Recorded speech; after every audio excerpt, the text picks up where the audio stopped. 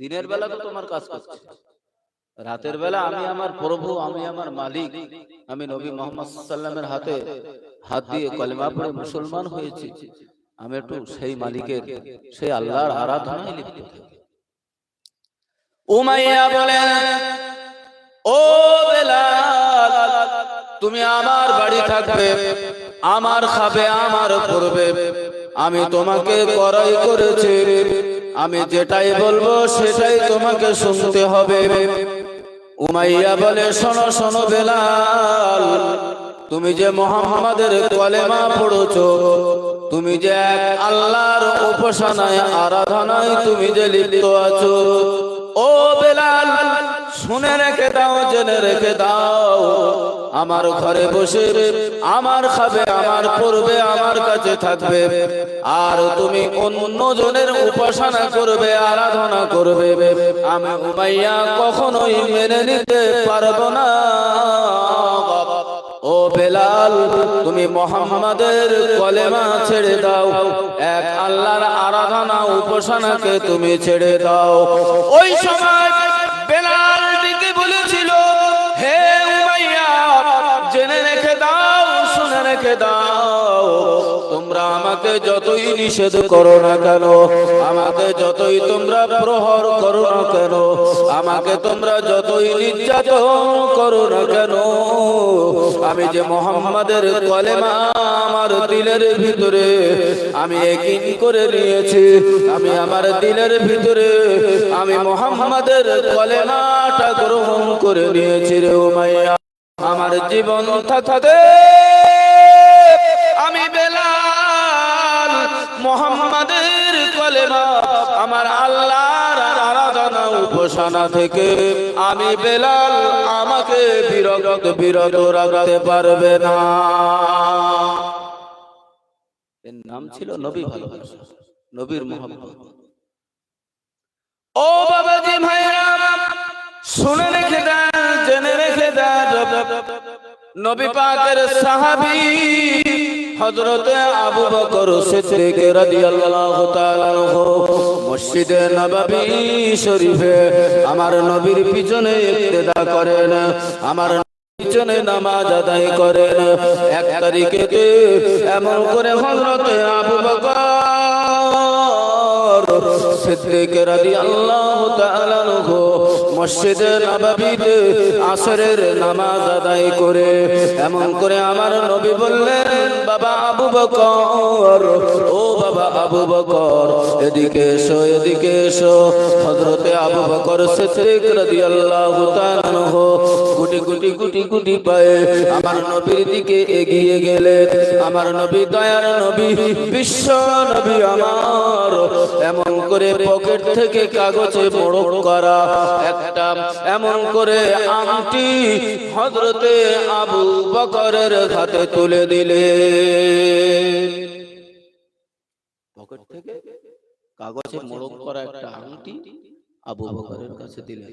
বললেন, আবু বকর, এটা মদিনার বাজারে যেয়ে তুমি এটা এর উপরে খোদাই করবে, লা ইলাহা ইল্লাল্লাহ, এতটুকু খোদাই করবে।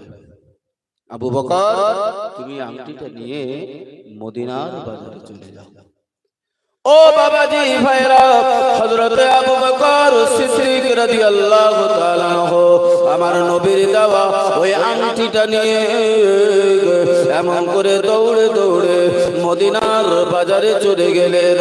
স্বর্ণকারকে ডেকে বলেন, ও ভাই স্বর্ণকার, ও ভাই স্বর্ণকার, এই আংটিটার উপরে তুমি সুন্দর করে খোদাই করো, লা ইলাহা ইল্লাল্লাহু মুহাম্মাদুর রাসূলুল্লাহ।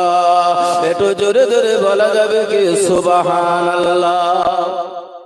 আমার নবী বলেছেন শুধু লিখবে লা ইলাহা ইল্লাল্লাহ, কিন্তু আবু বকর চিন্তা করলেন, আমার নবী যদি মেরাজ রজনীতে মেরাজে গেলেন, জান্নাতের দরজায় লেখা ছিল লা ইলাহা ইল্লাল্লাহ মুহাম্মাদুর রাসূলুল্লাহ, জান্নাতের গাছের পাতায় পাতায় লেখা লা ইলাহা ইল্লাল্লাহ মুহাম্মাদুর রাসূলুল্লাহ। আমি আবু বকর আমি আমার নবীর কাছ থেকে এই ঘটনাটা শুনেছি বটে, কিন্তু আমার নবী শুধু আংটির উপরে লা ইলাহা ইল্লাল্লাহ এতটুকু লিখতে বলেন না। আমি আবু বকর আল্লাহর নামের পাশ থেকে আমার নবীর নামটা আমি আবু বকর কখনো বাদ দিতে পারি না। ও ভাই স্বর্ণকার, ও ভাই স্বর্ণকার, তুমি আংটির উপরে লেখো লা ইলাহা ইল্লাল্লাহ মুহাম্মাদুর রাসূলুল্লাহ।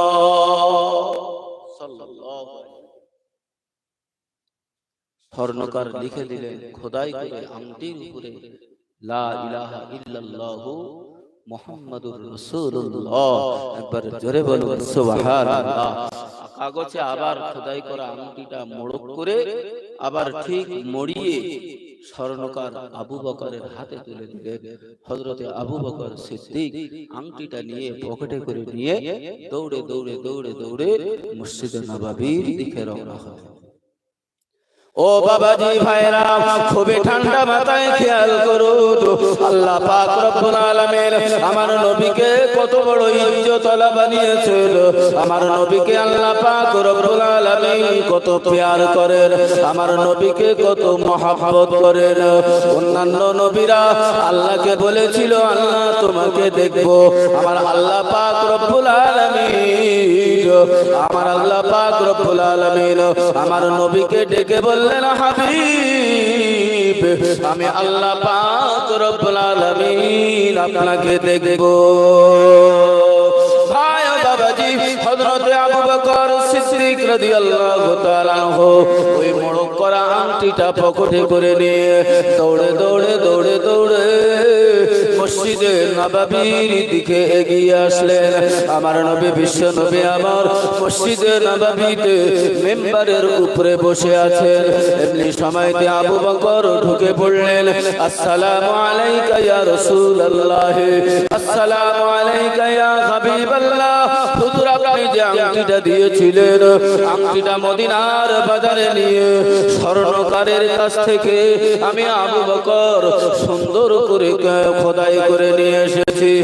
আমার নবী জিজ্ঞাসা করলেন আবু বকর তুমি আংটিতে কি লিখেছো? ওই সময়তে আবু বকর বলেন ইয়া রাসূলুল্লাহ ইয়া হাবিবাল্লাহ, হুজুর বেয়াদবি ক্ষমা করবেন, বস্তাকি ক্ষমা করবেন, আপনি শুধু বলেছেন আল্লাহর নামটা খোদাই করতে। আমি আবু বকর আমি আপনাকে এত ভালোবাসি, আমি আপনাকে এত প্যার করি, আমি আবু বকর আপনাকে এত মহব্বত করি। আপনি যেদিন মেরাজ গিয়েছিলেন জান্নাতের দরজায় লেখা আল্লাহর নামের পাশে আপনার নাম, জান্নাতের গাছের পাতায় লেখা আপনার নামের পাশে, এমন করে আল্লাহর নামের পাশে আপনার নাম। যত জায়গায় দেখেছিলেন তত জায়গায় আল্লাহর নামের পাশ থেকে আপনার নামটা আল্লাহ বাদ দিতে পারেনি। আপনি বলেছেন শুধু আল্লাহর নামটা খোদাই করতে, আল্লাহ যেখানে আপনার নাম বাদ দিতে পারে না, আমি আবু বকর কেমন করে আপনার নামটা বাদ দিব? ইয়া রাসূলুল্লাহ ইয়া হাবিবাল্লাহ, হুজুর আল্লাহর নামের পাশে আপনার নামটাও আমি আবু বকর খোদাই করেছি। আর একটু জোরে হবে না? আর একটু মহব্বত করে হবে না? নারে তাকবীর, নারে তাকবীর। হযরত আবু বকর সিদ্দিক রাদিয়াল্লাহু তাআলা আনহু নবীর কাছ থেকে ক্ষমা চাইলেন, বস্তাকে বেয়াদবি মাফি চাইলেন, বললেন ইয়া রাসূলুল্লাহ ইয়া হাবিবাল্লাহ, হুজুর আপনার নামটা আমি আবু বকর বাদ দিতে পারি নাই, আল্লাহর নামের পাশে আপনার নামটা আমি আবু বকর এমন করে খোদাই করেছি। একটু জোরে বলুন সুবহানাল্লাহ, একটু মহব্বতে দরুদ আল্লাহুম্মা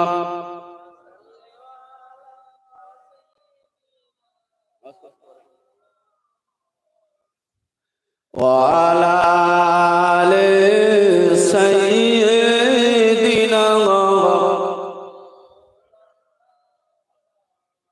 আমার নবী বিশ্ব নবী আমার আংটির কাগজের মোড়কটা খুললেন, খুলে দেখতে পেলেন লা ইলাহা ইল্লাল্লাহু মুহাম্মাদুর রাসূলুল্লাহ। পাশে আরেকটা নাম লেখা, যে নামটা হলো আবু বকর সিদ্দিক।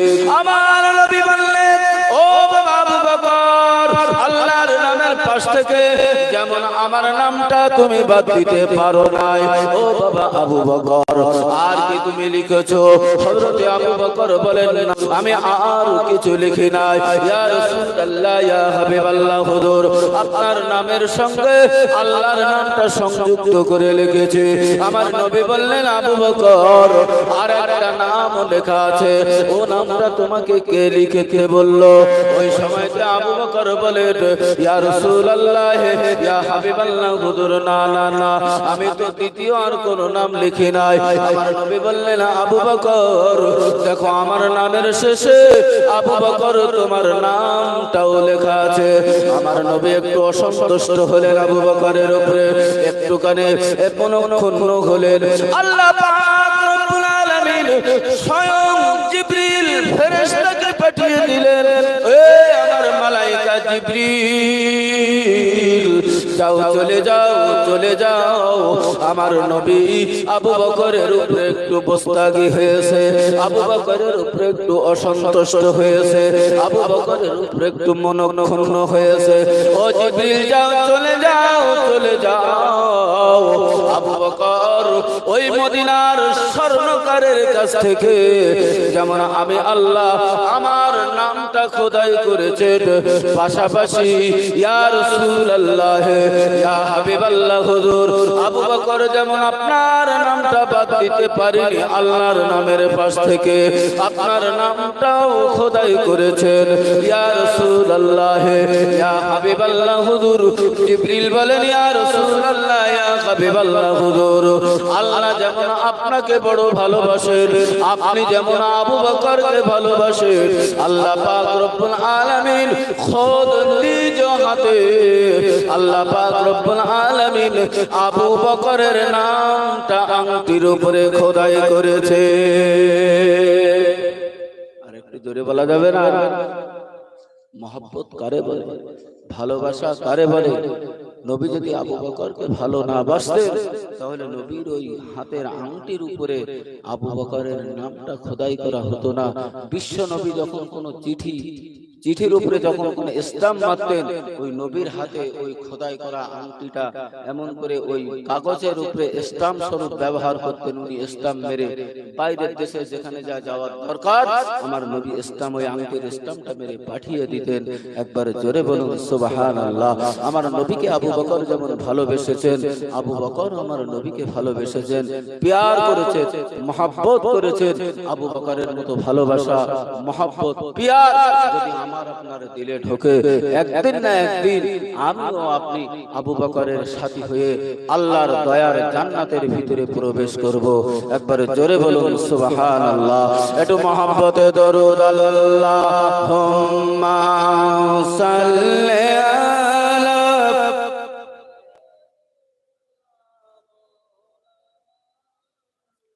ওয়া আলা আলি সাইয়্যিদিনা।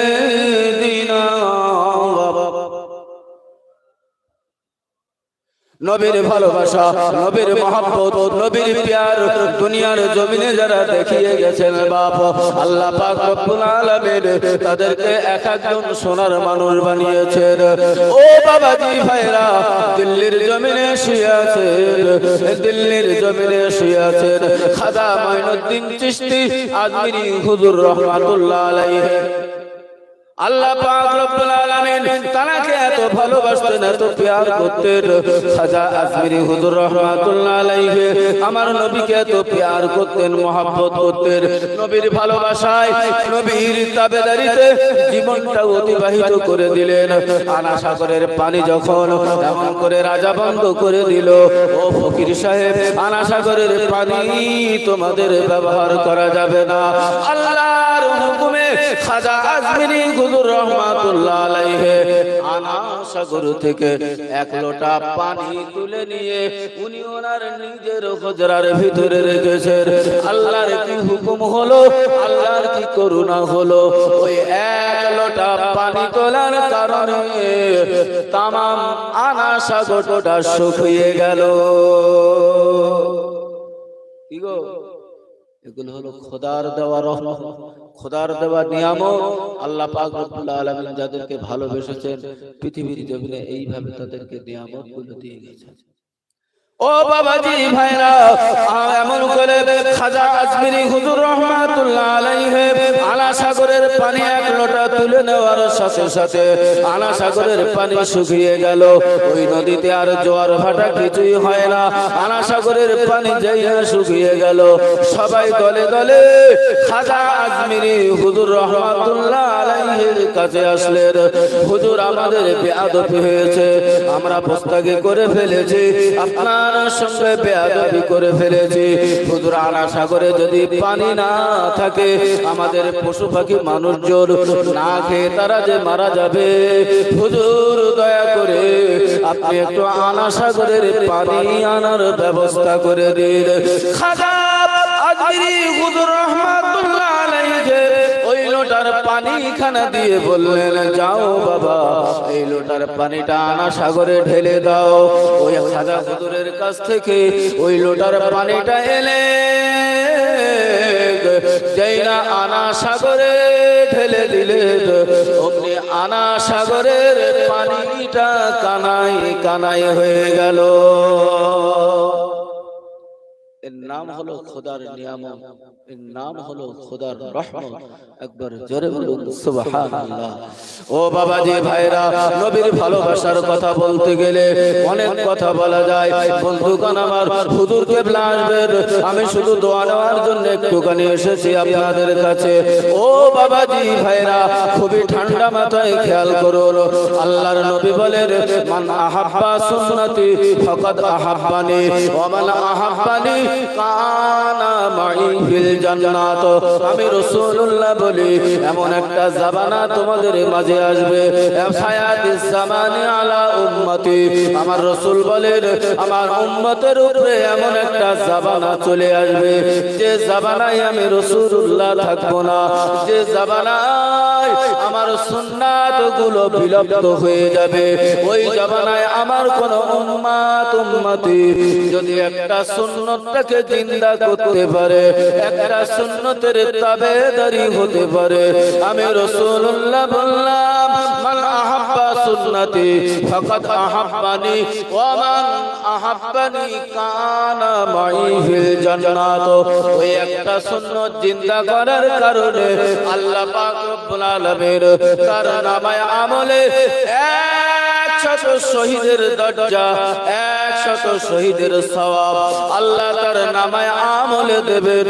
শুধু তাই না, আমি রাসূলুল্লাহ আমার সেই উম্মতি একই সঙ্গে যেমন দুইটা আঙুল পাশাপাশি থাকে, আমি রাসূলুল্লাহ ওই রকম ভাবে জান্নাতের ভিতরে আমার সুন্নত মাননেওয়ালা ওই উম্মতকে নিয়ে একই জান্নাতের ভিতরে বসবাস করব। একটু জোরে জোরে বলুন সুবহানাল্লাহ। ও বাবাজি ভাইরা, সেই আখিরি জামানায় আপনি আমি পড়ে গেছি। নবীর সুন্নাত বিলুপ্ত হতে চলেছে বাপ। নবীর সুন্নাতের উপরে আমরা কোনো আমল করি না। আমার নবী যেটা বলেছেন আমরা সেটা মানতে চাই না। আমার নবী যেটা নিষেধ করেছেন তার উপরে জীবনটা অতিবাহিত করার চেষ্টা করি। ও বাবাজি ভাইরা, তাই নবী পাক সাল্লাল্লাহু আলাইহি ওয়াসাল্লাম বলেছেন, ওই জামানাতে যে মানুষ একটা সুন্নাতটাকে জিন্দা করে তুলবে, আমি রাসূলুল্লাহ আর সেই উম্মত একই জান্নাতের ভিতরে পাশাপাশি থাকবো। একটু জোরে জোরে বলুন সুবহানাল্লাহ। ও বাবাজি ভাইরা, আমার নবীকে আল্লাহ পাক রব্বুল আলামিন এত ভালোবাসেন, এত প্যার করেন, এত মহব্বত করেন। আমার আল্লাহ কোরআনের ভিতরে বলেছেন, সুবহানাল্লাযী আসরা বিআবদিহি লাইলান মিনাল মাসজিদিল হারাম ইলাল মাসজিদিল আকসা। নবী মুসা বলেছিলেন, আল্লাহ আমি আপনাকে দেখব। আল্লাহ বলেন, নবী মুসা তুমি আমারে দেখতে পাবে না। নবী মুসা অত্যন্ত আদরের নবী ছিলেন। নবী মুসা বারে বারে বলেন, আল্লাহ আমি আপনাকে দেখব। আল্লাহ বলেন, নবী মুসা তুমি আমাকে দেখতে পাবে না। নবী মুসা যখন বারে বারে আল্লাহর কাছে আবেদন করেন, আমার আল্লাহ পাক রব্বুল আলামিন বলেন, ও নবী মুসা এই পাহাড়ে চলে এসো, আমি আল্লাহ পাক রব্বুল আলামিন আমার নূরের তাজাল্লি আমি তোর পাহাড়ের উপরে নিক্ষেপ করব। ও নবী মুসা তুমি যদি সহ্য করতে পারো, তুমি যদি নূরের তাজাল্লি গ্রহণ করতে পারো, আমি আল্লাহ পাক রব্বুল আলামিন আমি তোমার সঙ্গে দিদার দিব। আর আমার নূরের তাজাল্লি নবী মুসা তুমি যদি সইতে না পারো, তুমি যদি সহ্য করতে না পারো, তুমি আমার দিদার পাবে না রে মুসা। আমার নূরের তাজাল্লিটাই দেখে তুমি চলে যাবে। আমার আল্লাহ পাক রব্বুল আলামিন নবী মুসাকে তুর পাহাড়ে ডাকলেন। তুর পাহাড়ে নবী মুসা আলাইহিস সালাতু সালাম চলে গেলেন আল্লাহকে দেখার জন্য, আল্লাহকে দিদার পাওয়ার জন্য। নবী মুসা আলাইহিস সালাম চুপটি বেড়ে বসে আছেন তুর পাহাড়ে। এমনি সময়তে আমার আল্লাহ বলেন, নবী মুসা রেডি হও, আমি আল্লাহ পাক রব্বুল আলামিন আমার নূরের তাজাল্লি আমি তুর পাহাড়ের উপরে নিক্ষেপ করব। নবী মুসা আলাইহিস সালাতু সালাম আল্লাহর নূরের তাজাল্লি দেখার জন্য ওই তুর পাহাড়ের উপরে একটা খেজুর গাছ ছিল বাপ।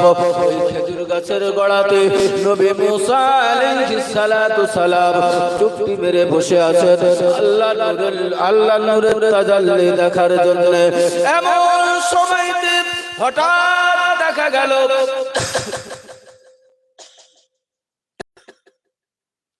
মাঝে মাঝে যখন আমাদের দিকে বৃষ্টি হয় দেখবেন বিদ্যুৎ চমকায়, আবার এমন বিদ্যুৎ চমকায় চোখ ঝলসে যাওয়ার মতো হয়। নবী মুসা আলাইহিস সালাতু সালাম ওই তুর পাহাড়ে এমন করে খেজুর গাছের গোড়ায় চুপটি বেড়ে বসে আছেন। হঠাৎ দেখা গেল বিদ্যুৎ চমকানির মতো একটা নূরের তাজাল্লি তুর পাহাড়ের উপরে আল্লাহ নিক্ষেপ করেছেন। ওই তুর পাহাড়ের উপরে যে খেজুর গাছটা ছিল ওই খেজুর গাছটা পুড়ে ঝলসে গেল, তুর পাহাড় পুরো ছাই হয়ে গেল। আল্লাহর নূরের তাজাল্লি আল্লাহর নূরের হঠাৎ নবী মুসা সাল্লাম সহ্য করতে না পেরে বেহুশ হয়ে ওই তুর পাহাড় থেকে গড়িয়ে গড়িয়ে গড়িয়ে গড়িয়ে নিচেই পড়ে গেল। আল্লাহর তাজাল্লি নবী মুসা আলাইহিস সালাতু সালাম সহ্য করতে না পেরে অজ্ঞান হয়ে বেহুশ হয়ে তুর পাহাড় থেকে গড়িয়ে গড়িয়ে গড়িয়ে গড়িয়ে নিচেই পড়ে গেলেন। যখন হুঁশ ফিরল, যখন জ্ঞান ফিরল, নবী মুসা আলাইহিস সালাতু সালামে ওই সময় দেখলেন যে খেজুর গাছের গোড়ায় আমি বসেছিলাম সে খেজুর গাছটা পুড়িয়ে ঝলসে মাটির সঙ্গে মিশে গেছে, তুর পাহাড়টা জ্বলে যেন কয়লা মতো হয়ে গেছে। নবী মুসা আলাইহিস সালাম ভাবলেন আমি তো ছিলাম উপরে তুর পাহাড়ে, নিচেই আসলাম কিভাবে? তো নবী মুসা আলাইহিস সালামের উপরে গায়েবী আওয়াজ হলো, হে আমার নবী মুসা, আমি তোমাকে বারে বারে বলেছিলাম আমার নূরের তাজাল্লি তুমি সহ্য করতে পারবে না।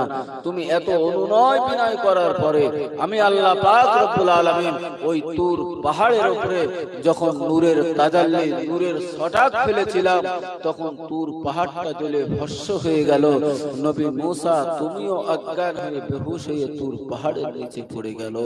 ও নবী মুসা জেনে রেখে দাও, শুনে রেখে দাও, আমি আমার প্যারা হাবিব প্যারা নবী নূর নবী নবী মুহাম্মদুর রাসূলুল্লাহ সাল্লাল্লাহু আলাইহি ওয়াসাল্লামকে এমন পাওয়ারফুল নবী করেছে, এমন পাওয়ারফুল নবী করেছে, যেদিন আমি আল্লাহ পাক রব্বুল আলামিন আমার নবীকে আমার কাছে ডেকে নিয়েছিলাম, ওই দিন আমি আল্লাহ পাক রব্বুল আলামিন সরাসরি একজন আশিক আর একজন মাশুক যেমন সামনাসামনি থেকে কথা হয়, আমি আল্লাহ পাক রব্বুল আলামিন আমার নবীর সঙ্গে ওই রকম ভাবে আমি আল্লাহ আমার নবীকে দিদার দিয়েছিলাম, আমার নবীর সঙ্গে কথা বলেছিলাম। যে নূরের তাজাল্লিতে নবী মুসা বেহুশ হয়ে অজ্ঞান হয়ে পড়ে গেল, আল্লাহ নূরের তাজাল্লি সহ্য করতে পারলো না, আর আমার নবীকে আল্লাহ এমন নূর নবী বানিয়েছেন, এমন নূরের তাজাল্লি দিয়ে আমার নবীকে আল্লাহ পাক রব্বুল আলামিন বানিয়েছেন। আমার আল্লাহ পাক রব্বুল আলামিন বলেন, একজন মাশুক আর একজন আশিকের সঙ্গে যেমন সামনাসামনি কথা হয়, আমি আল্লাহ আমার পেয়ারা হাবিবের সঙ্গে, আমার বন্ধুর সঙ্গে আমি আল্লাহ পাক রব্বুল আলামিন ওইভাবে কথোপকথন করেছিলাম। একবার জোরে বলুন সুবহানাল্লাহ। আমার নবীকে আল্লাহ পাক রব্বুল আলামিন কত বড় ইজ্জতওয়ালা নবী করেছিলেন, কত বড় পাওয়ারফুল নবীকে আল্লাহ পাক রব্বুল আলামিন বানিয়েছিলেন। তাই সর্বপ্রথম আমার নবীকে আল্লাহ সৃষ্টি করে আউয়ালু মা খালাকাল্লাহু নূরি, সর্বপ্রথম আমার নবীর নূরটাকে আল্লাহ সৃষ্টি করলেন। সেই নবীর নূর থেকে আল্লাহ তামাম কায়নাতকে বানালেন, তামাম মখলুককে বানালেন, তামাম দুনিয়াখানা আল্লাহ সৃষ্টি করলেন।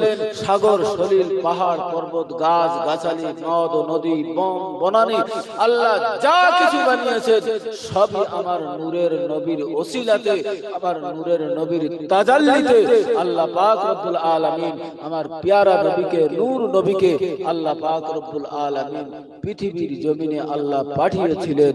একবার জোরে বলুন সুবহানাল্লাহ। অন্যান্য নবীরা চেয়েছিল যে আল্লাহ আমাদের নবী হবার দরকার নাই, অন্যান্য নবীরা বলেছিল আল্লাহ আমাদেরকে আপনি নবী করবেন না, অন্তত আখিরি নবী নূর নবী মুহাম্মদুর রাসূলুল্লাহ সাল্লাল্লাহু আলাইহি ওয়াসাল্লামের উম্মত করে আমাকে আপনাকে আমাকে পৃথিবীর জমিনে পাঠান। আল্লাহ কোন নবীর দরখাস্ত আল্লাহ কবুল করেনি, শুধুমাত্র নবী ঈসা আলাইহিস সালাতু সালামের দোয়াকে আল্লাহ কবুল করে নিয়েছিলেন। তাই আল্লাহ পাক তাকে জীবিত অবস্থায় চতুর্থ আসমানে তুলে রেখেছেন। আবার আখিরি নবীর উম্মত করে আল্লাহ পাক রব্বুল আলামিন পৃথিবীতে পাঠাবেন। একবার জোরে বলুন সুবহানাল্লাহ। সেই নবীর উম্মত আমি আপনি, সেই নবীর উম্মত আমি আপনি পৃথিবীর জমিনে যদি একবার সুবহানাল্লাহ বলি, আল্লাহ পাক রব্বুল আলামিন আমার নবীর খাতিরে, আমার নবীর ইজ্জতে, আমার নবীর সম্মানে আল্লাহ পাক রব্বুল আলামিন একবার সুবহানাল্লাহ বলার কারণে আল্লাহ 10 গুণ বাড়িয়ে দেন, সওয়াব দিয়ে দেন এবং আল্লাহ 10টা সাগীরা গুনাহকে maaf করে দেন। একবার জোরে বলুন সুবহানাল্লাহ। তাই হাবিব বলেছেন যে মানুষটা পৃথিবীর জিন্দেগিতে পৃথিবীতে সুবহানাল্লাহ, আলহামদুলিল্লাহ, আল্লাহু আকবার, আল্লাহর প্রশংসার জিকির আজকার গুলো করবে, আল্লাহ পাক রব্বুল আলামিন তাদের জন্য জান্নাতের ভিতরে একটা গাছ রোপণ করে দেবেন, যে গাছটা আরবের একটা তেজস্বী ঘোড়া বেটটা ঘুরে আসতে সময় লাগবে 500 বছর, এত পরিধি আল্লাহ লম্বা করে দেন। ওই রকম যদি 60 বছর 70 বছর আমি আপনি বেঁচে থাকি, কতবার জবান থেকে সুবহানাল্লাহ বলেছি, কতবার জবান থেকে আলহামদুলিল্লাহ আল্লাহর প্রশংসা করেছি, কতবার আল্লাহু আকবারের নাম ধরে আমি আপনি সেদিন বলেছিলাম। ভাই ও বাবাজি, তাই আখিরি নবীর স্বল্প আয়ু হলে আল্লাহ এদের সওয়াবটা এত বৃদ্ধি করে দিয়েছেন। সমস্ত নবীর উম্মতের আগে আমার নবী বিশ্ব নবী মুহাম্মদুর রাসূলুল্লাহ সাল্লাল্লাহু আলাইহি ওয়াসাল্লামের উম্মতকে আল্লাহ পাক রব্বুল আলামিন আগে জান্নাতে দেবেন। একবার জোরে বলুন সুবহানাল্লাহ। তো বাবাজি ও ভাইরা, আমি আপনি এই পৃথিবীর জিন্দেগিতে নবীর উম্মত হতে পেরেছি, এর চাইতে বড় জিনিস পৃথিবীতে আর কিছু নাই রে বাপ। তাই নবীর উম্মত হয়ে নবীর ভালোবাসা, নবীর মহব্বত, নবীর প্যার আমার আপনার দিলের ভিতরে পয়দা করতে হবে। আল্লাহ পাক রব্বুল আলামিন আমাদের সবাইকে সকলকে সেই নবীর উম্মত হয়ে নবীর ভালোবাসা মহব্বত আমাদের সকলের দিলে আল্লাহ যেন পয়দা করে দেন। সকলে বলুন আল্লাহুম্মা আমিন। একটু মহব্বতে দরুদ শরীফ। আল্লাহুম্মা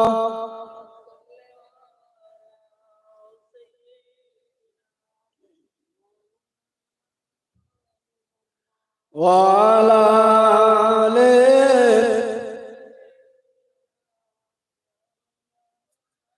এমন নবী দুনিয়াতে হয়নি আর হবে না, তুলনা তো দূরের কথা, ছায়া মেলে না, ছায়াবিহীন নবী আমার উম্মতেরই কান্ডার, শাফাতের তাজ পরিবেন নবীজি আমার। আল্লাহুম্মা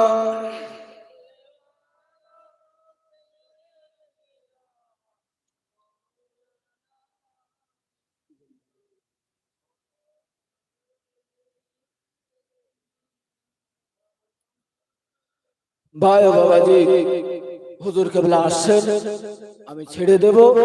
তো তারই আগে যারি আওলাদ আপনাদের মাঝে আসছেন, আল্লামা আল্লামা রুহুল আমিন রহমাতুল্লাহ আলাইহি জানার আওলাদ আপনাদের মাঝে আসছেন। তো বসিরহাটের আল্লামা হুজুর কেবলা রহমাতুল্লাহ আলাইহি আল্লাহ পাক রব্বুল আলামিন বাংলার জমিনে এমন একজন মাহবুব বান্দা আল্লাহ পাক রব্বুল আলামিন ওলিয়ে কামেল করে পৃথিবীর জীবন জিন্দেগিতে পাঠিয়েছেন। ভাই বাবাজি, যিনি দুই হাত দিয়ে কলম চালিয়ে বাংলার মুসলমানদের শেরের উপর থেকে মুসলমানদেরকে সত্য পথ দেখিয়েছেন, মুসলমানদেরকে হক পথের থেকে পরিচালিত করেছেন। তাই বসিরহাটের আল্লামা হুজুর কেবলা রহমাতুল্লাহ আলাইহির কিতাব যার ঘরে আছে, যার ঘরে থাকবে, বসিরহাটের আল্লামা হুজুর কেবলা রহমাতুল্লাহ আলাইহি বলেছেন, আমার কিতাব নয়, স্বয়ং আমি রুহুল আমিন তার ঘরে বিরাজমান। একবার জোরে বলুন সুবহানাল্লাহ। এমন করে বসিরহাটের আল্লামা হুজুর কেবলা রহমাতুল্লাহ আলাইহি বেদাতি মতবাদের বিরুদ্ধে দাঁত চূর্ণ করা জবাব দিয়ে উনি কিতাব লিখে গেছেন, যার কিতাবগুলো পড়লে শিরক কুফর থেকে আমি আপনি বাঁচতে পারবো। কোন কথা বললে আমার আপনার ঈমান চলে যায়, কোন কথা বললে আমার আপনার ঈমান থেকে যায়। বসিরহাট আল্লামা হুজুর কেবলা রহমাতুল্লাহ আলাইহি একটা কিতাব লিখেছেন, যে কিতাবটার নাম হলো কলেমাতুল কুফর। এই কলেমাতুল কুফর কিতাবের ভিতরে হুজুর আল্লামা লিখেছেন, প্রতিটা মুসলমানের ঘরে অন্তত একটা করে কলেমাতুল কুফর থাকা উচিত, কারণ তার ভিতরে কিছু কথা আছে আমাদের জবান থেকে বেরিয়ে যায়, আমরা ঈমান হারা হয়ে যায়। রাসূল বলেছেন, আখিরি জামানায় আমার উম্মতেরা সকালবেলা ঈমানদার হবে, সন্ধ্যাবেলা তারা বেঈমান হয়ে যাবে, আবার সন্ধ্যাবেলা তারা ঈমানদার হবে, সকালবেলা উঠে তারা বেঈমান হয়ে যাবে। সেই জামানা, সেই আখিরি জামানা চলছে। তাই বসিরহাটের আল্লামা হুজুর কেবলা রহমাতুল্লাহ আলাইহি এই কলেমাতুল কুফরের ভিতরে লিখেছেন, এমন কিছু কথা আছে আমরা মুসলমান প্রচলিত আমরা বলি ফেলি, সেই রকম কথা, যে কথা বললে ঈমান চলে যায়, যে কথা বললে ঈমান কমজোরি হয়ে যায়, যে কথা বললে কলেমা রদ্দে কুফর করতে হয়, এমন কিছু কাজ, এমন কিছু কথা আমরা আমাদের জবান থেকে বলে ফেলি, হয়তো জানি না বলে বলে ফেলি। কিন্তু হুজুর আল্লামার এই কিতাবটা পড়ে দেখবেন, দেখলে ঈমানটা তাজা হবে। এমন কথা আর কোনোদিন বলবো না, এই রকম মনে মনে ইরাদা হবে। হয়তো দেখা যাচ্ছে হঠাৎ আকাশ বিরাট মেঘাচ্ছন্ন হয়েছে, আমার ধান আছে মাঠে, হঠাৎ বিদ্যুৎ চমকাচ্ছে, আমি তাড়াতাড়ি বলে ফেললাম যে তাড়াতাড়ি মাঠে দা, এক্ষুনি পানি আসবে, এক্ষুনি পানি আসবে। এই কথাটা বলার কারণে আমার আপনার ঈমানটা কমজোরি হয়ে গেল। ওখানে শুধু একটা কথা যদি বলতে পারি যে আকাশ মেঘাচ্ছন্ন হয়েছে, আল্লাহ যদি চায় হয়তো এক্ষুনি বৃষ্টি আসতে পারে, এই আল্লাহ যদি চায় এই কথাটা বললে ঈমানটা অটুট থাকবে। আর যদি আল্লাহর নাম ওখানে না নেই, শুধু বলি মেঘ হয়েছে, বৃষ্টি এখনই আসবে, এই কথাটা বলার কারণে আমার আপনার ঈমানটা কমজোরি হয়ে যাবে। তাই হুজুর আল্লামা বাংলার মুসলমান গোমরাহি ছিল, বাংলার মুসলমান বেদাতি পথে তারা তাদের জীবনটা অতিবাহিত করেছে। এখান থেকে 50-60 বছর আগে পিছিয়ে যান, আমার মা দাদিরা নতুন গরুর দুধ হলে ওই দুধ নিয়ে থানে দিয়ে ঢেলে আসতো। কি গো, ভুল বলছি না? ঠিক বলছি। থানে ঢেলে দিয়ে আসতো নতুন গরুর দুধ হলে। তো এটা ছিল সেরেকি। তারা বিভিন্ন জায়গায় হাজত মান্নত করে সেরেকি করে তারা তাদের ঈমানটা একেবারে কমজোরি করে ফেলতো। তাই হুজুর আল্লামা এই সমস্ত দৃশ্যগুলো দেখে বাংলার মুসলমানদের হেদায়েতের জন্য হুজুর আল্লামা কিতাবগুলো লিখে গেছেন। হুজুর আল্লামার কিতাবগুলো পড়বেন, দেখবেন। শুধু তাই না, একজন মুসলমান যদি হুজুর আল্লামার নামাজ শিক্ষাটা পোক্তভাবে মুখস্থ করে এবং দেখে, তদ অনুযায়ী যদি চলে, তা একজন আলেমের কান কেটে দেওয়া যাবে। বা হুজুর আল্লামা নিজের গায়ের রক্তগুলো পানি করে বাংলার মুসলমানকে এইভাবে সুপথ দেখিয়েছেন, এইভাবে কুপথের মানুষগুলো টেনে এনে হুজুর আল্লামা রহমাতুল্লাহ আলাইহি তিনি সুপথের পথ দেখিয়ে বাংলার মুসলমান যাতে ঈমান হারা না হয়, তার জন্য হুজুর আল্লামা কিতাবগুলো আমাদের মাঝে রেখে গেছেন। হুজুর আল্লামা ইচ্ছা করলে উর্দুতে লিখতে পারতেন, হুজুর আল্লামা ইচ্ছা করলে কিতাবগুলো আরবিতে লিখতে পারতেন, হুজুর আল্লামা ইচ্ছা করলে কিতাবগুলো ইংরেজিতে লিখতে পারতেন। কিন্তু না, বাংলার মুসলমানের কথা ভাবলেন। বাংলার মুসলমানেরা উর্দু পড়তে পারবে না, বাংলার মুসলমানেরা আরবি পড়তে পারবে না, বাংলার মুসলমানেরা ইংরেজি পড়তে পারবে না। যার কারণে হুজুর আল্লামা নিজে নারায়ে তাকবীর, নারায়ে তাকবীর, নারায়ে তাকবীর। আলহামদুলিল্লাহ, হুজুর কিবলা এসেছেন, মাশাআল্লাহ ওয়াজ ও নসিহত করবেন। আশেপাশে যে সমস্ত ভাই বাবাজিরা আছেন, মেহেরবানি করে মাহফিলের ভিতরে চলে আসুন। সকলে আসেন, বিশ্ব নবীর সামনে দাঁড়িয়ে একটু সালামের তোহফা সোনার মদিনায় পাঠাই দেয়। সকলে একটু এগিয়ে গিয়ে বসবেন। ইয়া নবী,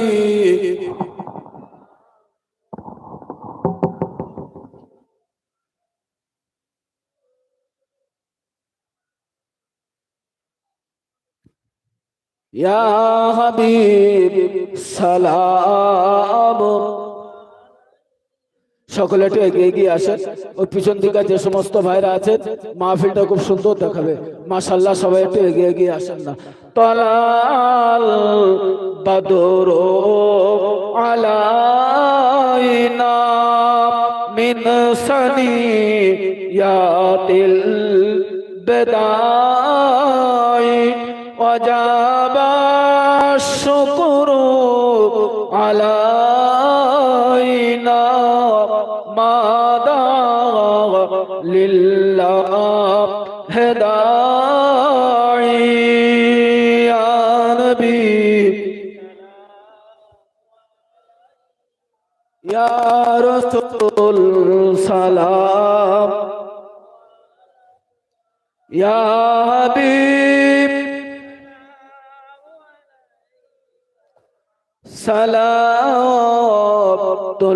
সালাতুল্লাহ আলাইকা। সকলে বসেন, একটু তাকবীর দেন। নারায়ে তাকবীর, নারায়ে তাকবীর, নারায়ে তাকবীর। একটা মোটরসাইকেলের চাবি আমাদের স্টেজে জমা আছে। যার মোটরসাইকেলের চাবি হারিয়েছে, সে স্টেজের এখান থেকে এসে আপনার চাবিটি নিয়ে যাবেন।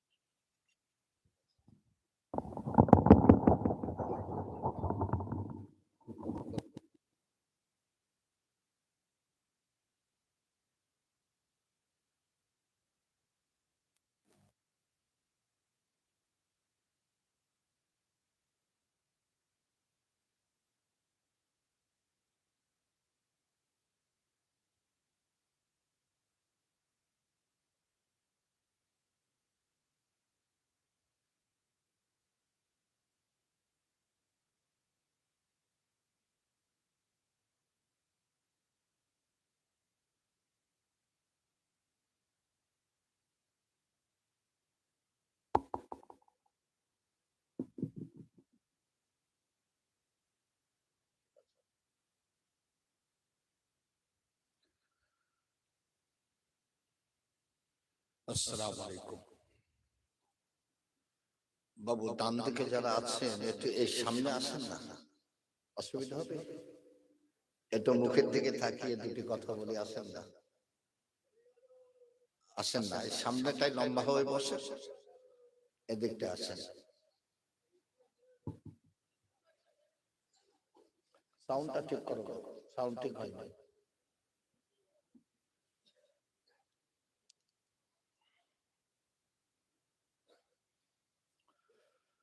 দুরূদ শরীফ পড়ুন। আল্লাহুম্মা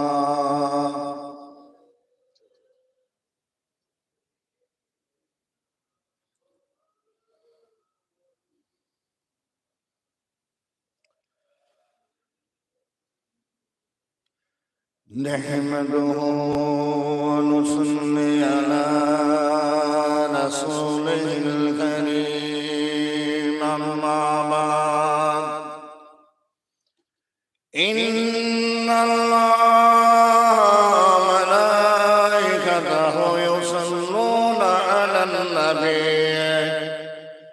يا أيها الذين آمنوا صلوا عليه وسلموا تسليما، اللهم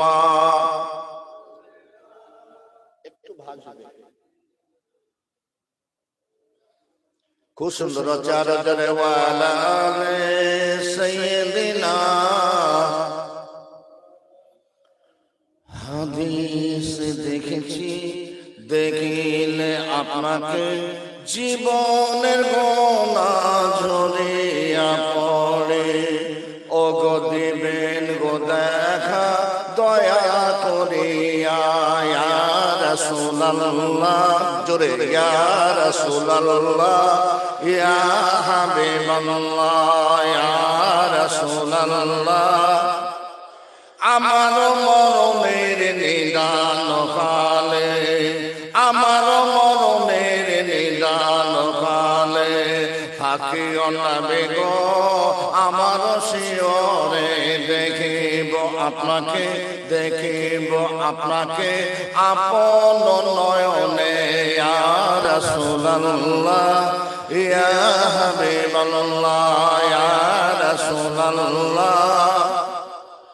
من كان نكيراشيا، من كان نكيراشيا سوال করবেন বসায়া, দিও গোলামি পর্দা উঠায়া, করিব সালাম, করিব সালাম কদম ধরিয়া, ইয়া রাসূলুল্লাহ, ইয়া হাবিবাল্লাহ, ইয়া রাসূলুল্লাহ।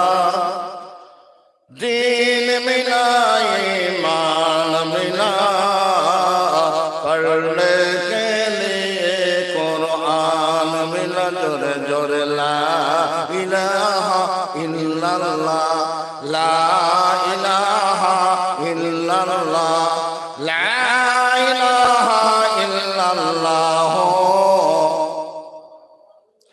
এই আসমানের মালিক যে আল্লাহ, এই আসমানের মালিক যে আল্লাহ, এই জমিনের মালিক সে আল্লাহ, এই চন্দ্রের মালিক যে আল্লাহ, সূর্যের মালিক সেই আল্লাহ। বলো লা ইলাহা ইল্লাল্লাহ, লা ইলাহা ইল্লাল্লাহ, লা ইলাহা ইল্লাল্লাহ, মুহাম্মাদুর রাসূলুল্লাহ। আল্লাহুম্মা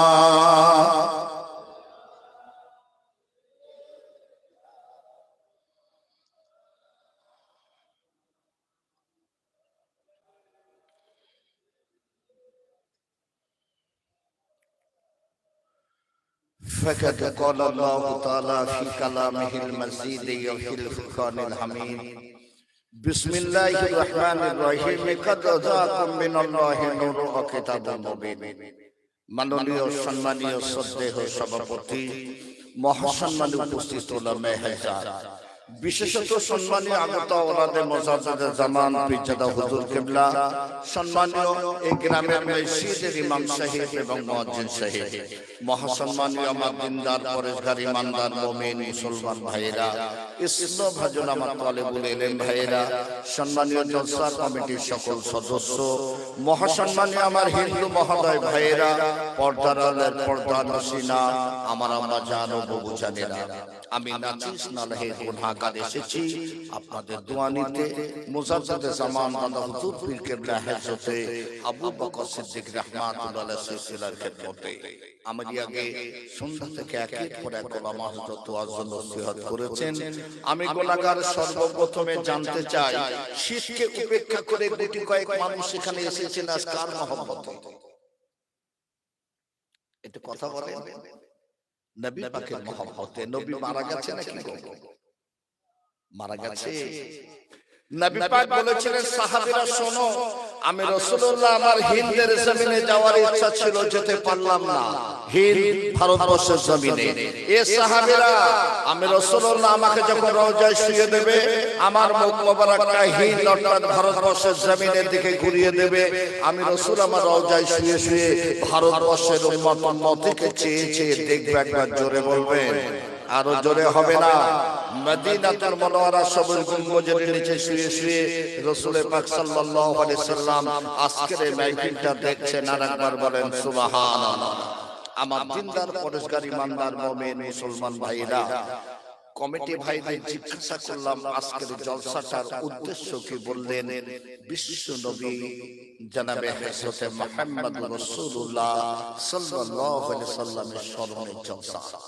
যেহেতু আমি কোরআন পাকের ছোট্ট একটা আয়াত সর্বপ্রথমে রেখেছি, বিসমিল্লাহির রহমানির রহিম, কাদ জাকুম মিনাল্লাহি নূরুন ওয়া কিতাবুম মুবিন। আমার আল্লাহ বললেন, জমিনে তোমাদের জন্য দুটি জিনিস পাঠিয়ে দিলাম। কি? একটি হলো নূর, অপরটি হলো কিতাব। এই নূর বলতে বুঝিয়েছেন নবী মুহাম্মদ সাল্লাল্লাহু আলাইহি সাল্লামকে, আর কিতাব বলতে বুঝিয়েছেন কোরআন পাককে। একবার জোরে বলবেন, আরো জোরে হবে না? তাহলে আমার নবীকে আল্লাহ কি দিয়ে বানালেন? নূর দিয়ে। আমার নবী জিবরাইলকে একটা প্রশ্ন করেছিলেন, জিবরাইল আপনার বয়স কত?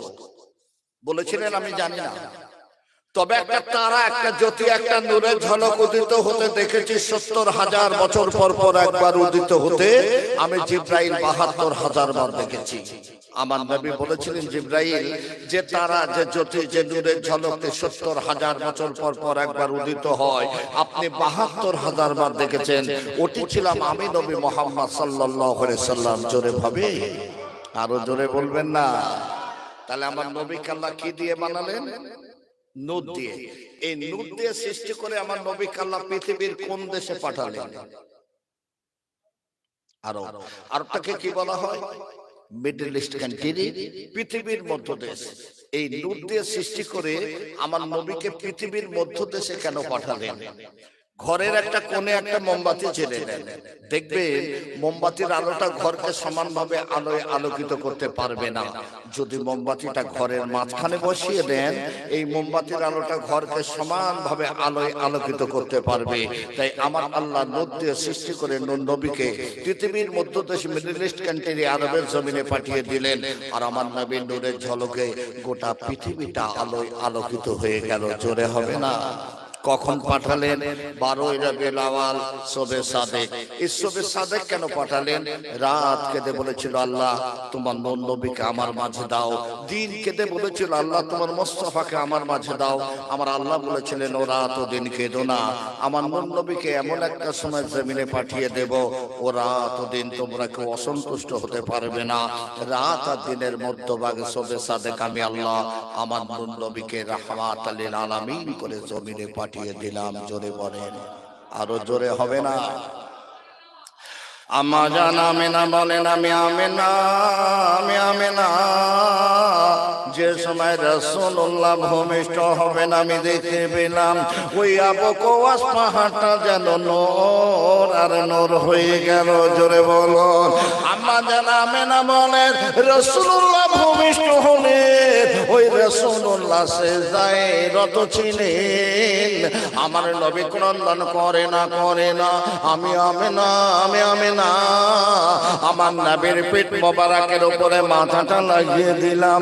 আমার নবীর জবান মোবারক দিয়ে আমি আমেনা শুনতে পেলাম লা ইলাহা ইল্লাল্লাহ আনা ইন্নী রাসূলুল্লাহ, লা ইলাহা ইল্লাল্লাহ আল্লাহ ছাড়া কোনো ইলা নাই, আনা ইন্নী রাসূলুল্লাহ আমি হলাম আল্লাহর প্রেরিত রাসূল। জোরে বলুন সুবহানাল্লাহ। আম্মা জান আমেনা বলেন আমার নবী তখনো পর্যন্ত ক্রন্দন করে নাই। আমি আমেনা আমার নবীর নুরানি চেহারাখানা নিজের বুকের মধ্যে জড়িয়ে নিলাম। আমার নবীর নুরানি চেহারা দেখে আমি লক্ষ্য করে দেখতে পেলাম আল্লাহ তাআলা আমার নবীকে খাতনা অবস্থায় জমিনে পাঠিয়ে দিয়েছেন। আম্মা জান আমেনা বলেন আমার নবী তখনো পর্যন্ত ক্রন্দন করে নাই।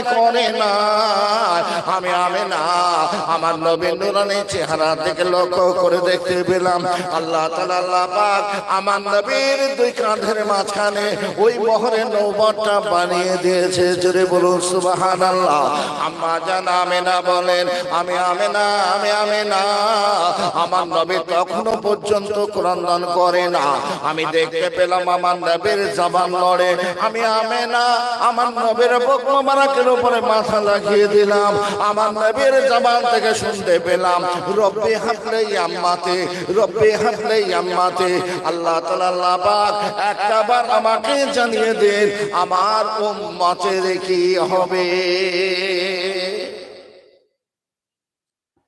যে নবী একটু দূর থেকে বলবো বাবা, সাউন্ডটা একটু ঠিক করো।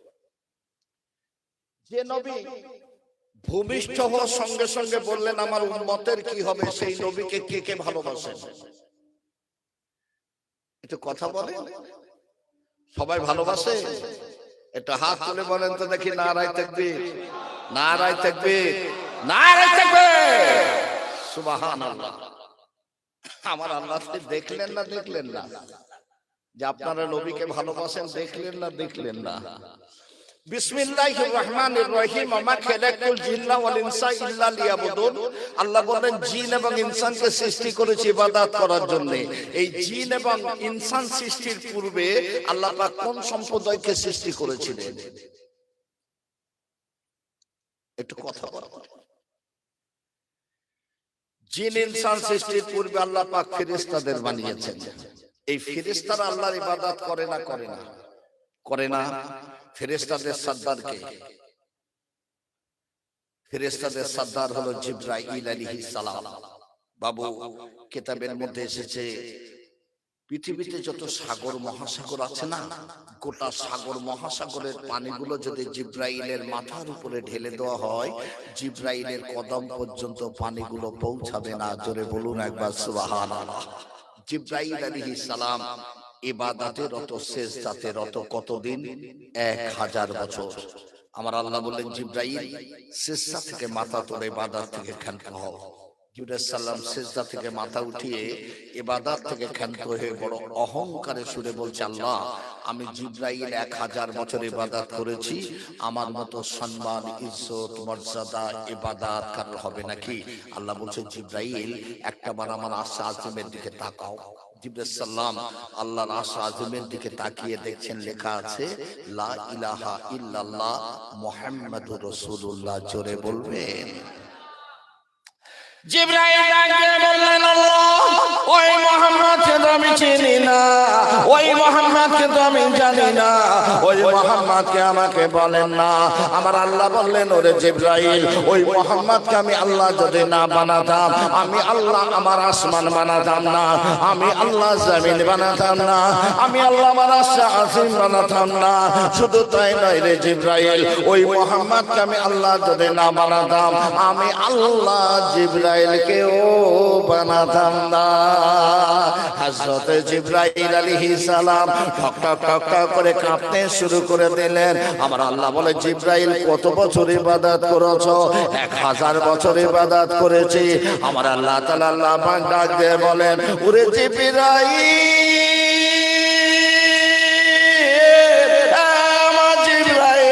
তোমার 1000 বছরের ইবাদত আমি আল্লাহ এক পাল্লায় রেখে দেব। আমার পেয়ারা নবী নূর নবী মুহাম্মদুর রাসূলুল্লাহ সাল্লাল্লাহু আলাইহি সাল্লামের একটা মিনিটের ইবাদত অপর পাল্লায় রেখে দেব। তোমার 1000 বছরের ইবাদতের পাল্লাটা হালকা হয়ে যাবে, আমার মুহাম্মদের একটা মিনিটের ইবাদতের পাল্লাটি ভারী হয়ে যাবে। জিবরাইল সাল্লাম ঠক ঠক করে কাঁপছেন। আল্লাহ বলছেন, জিবরাইল, এ তো আমার পিয়ারা নবী নূর নবী মুহাম্মাদের কথা শুনলে গো, মুহাম্মাদের উম্মতের কত বড় দরজা দিয়েছি তুমি জানো না? একবার জোরে হবে, আরো জোরে হবে না? আমরা কোন নবীর উম্মত? মুহাম্মদুর রাসূলুল্লাহ সাল্লাল্লাহু আলাইহি সাল্লামের উম্মত।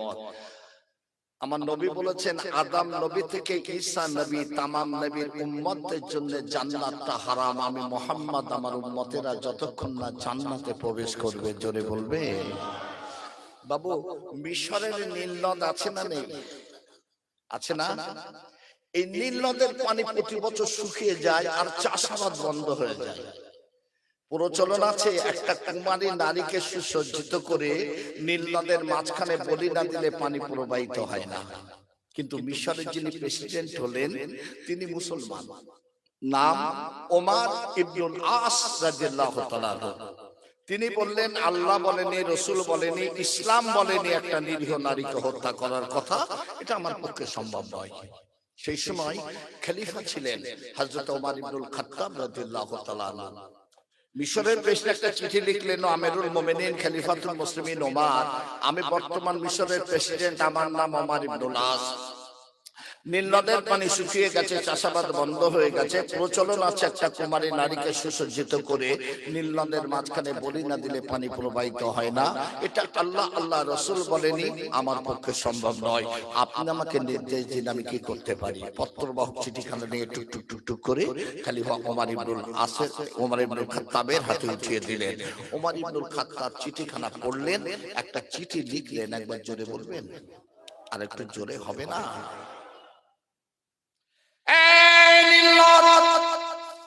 সাবধান হয়ে যা, আমি ওমর ইবনুল খাত্তাব বলছে, তুই যদি তোর ইচ্ছায় প্রবাহিত হোস, তোর পানির আমাদের কোনো প্রয়োজন নাই।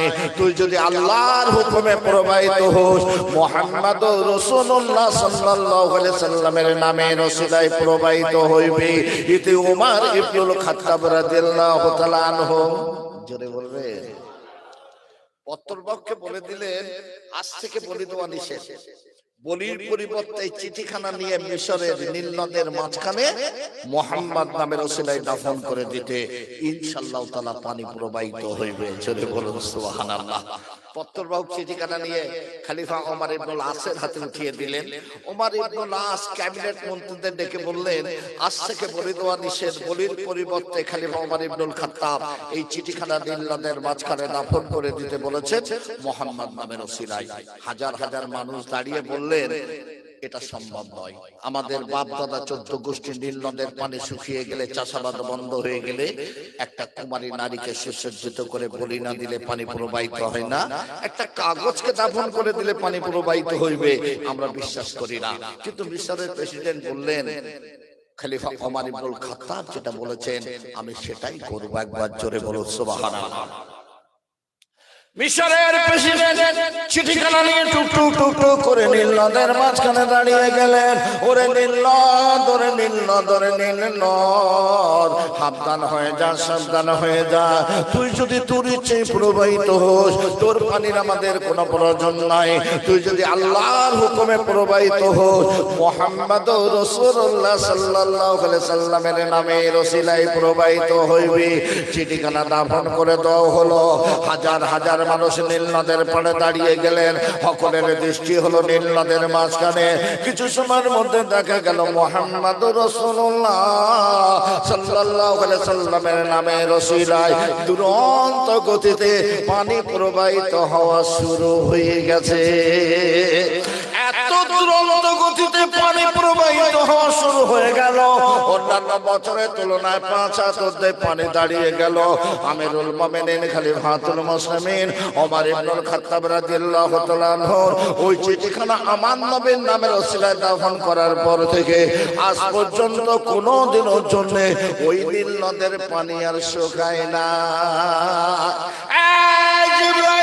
কত বছর ইবাদত করেছো? আল্লাহ আমি 1000 বছর ইবাদত করেছি। আমার আল্লাহ বলে জিবরাইল তোমার 1000 বছরের ইবাদত আমি আল্লাহ এক পাল্লায় রেখে দেব। আমার পেয়ারা নবী নূর নবী মুহাম্মদুর রাসূলুল্লাহ সাল্লাল্লাহু আলাইহি সাল্লামের উম্মতের জন্য আমি আল্লাহ বছরে একটা রাত দিয়েছি, যে রাতটার নাম হলো লাইলাতুল কদরের রাত। ওই একটা রাতের ইবাদত অপর পাল্লায় রেখে দেব। তোমার 1000 বছরের ইবাদতের পাল্লাটা হালকা হয়ে যাবে। আমার মুহাম্মদের উম্মতের একটা রাতের ইবাদতের পাল্লাটি ভারী হয়ে যাবে।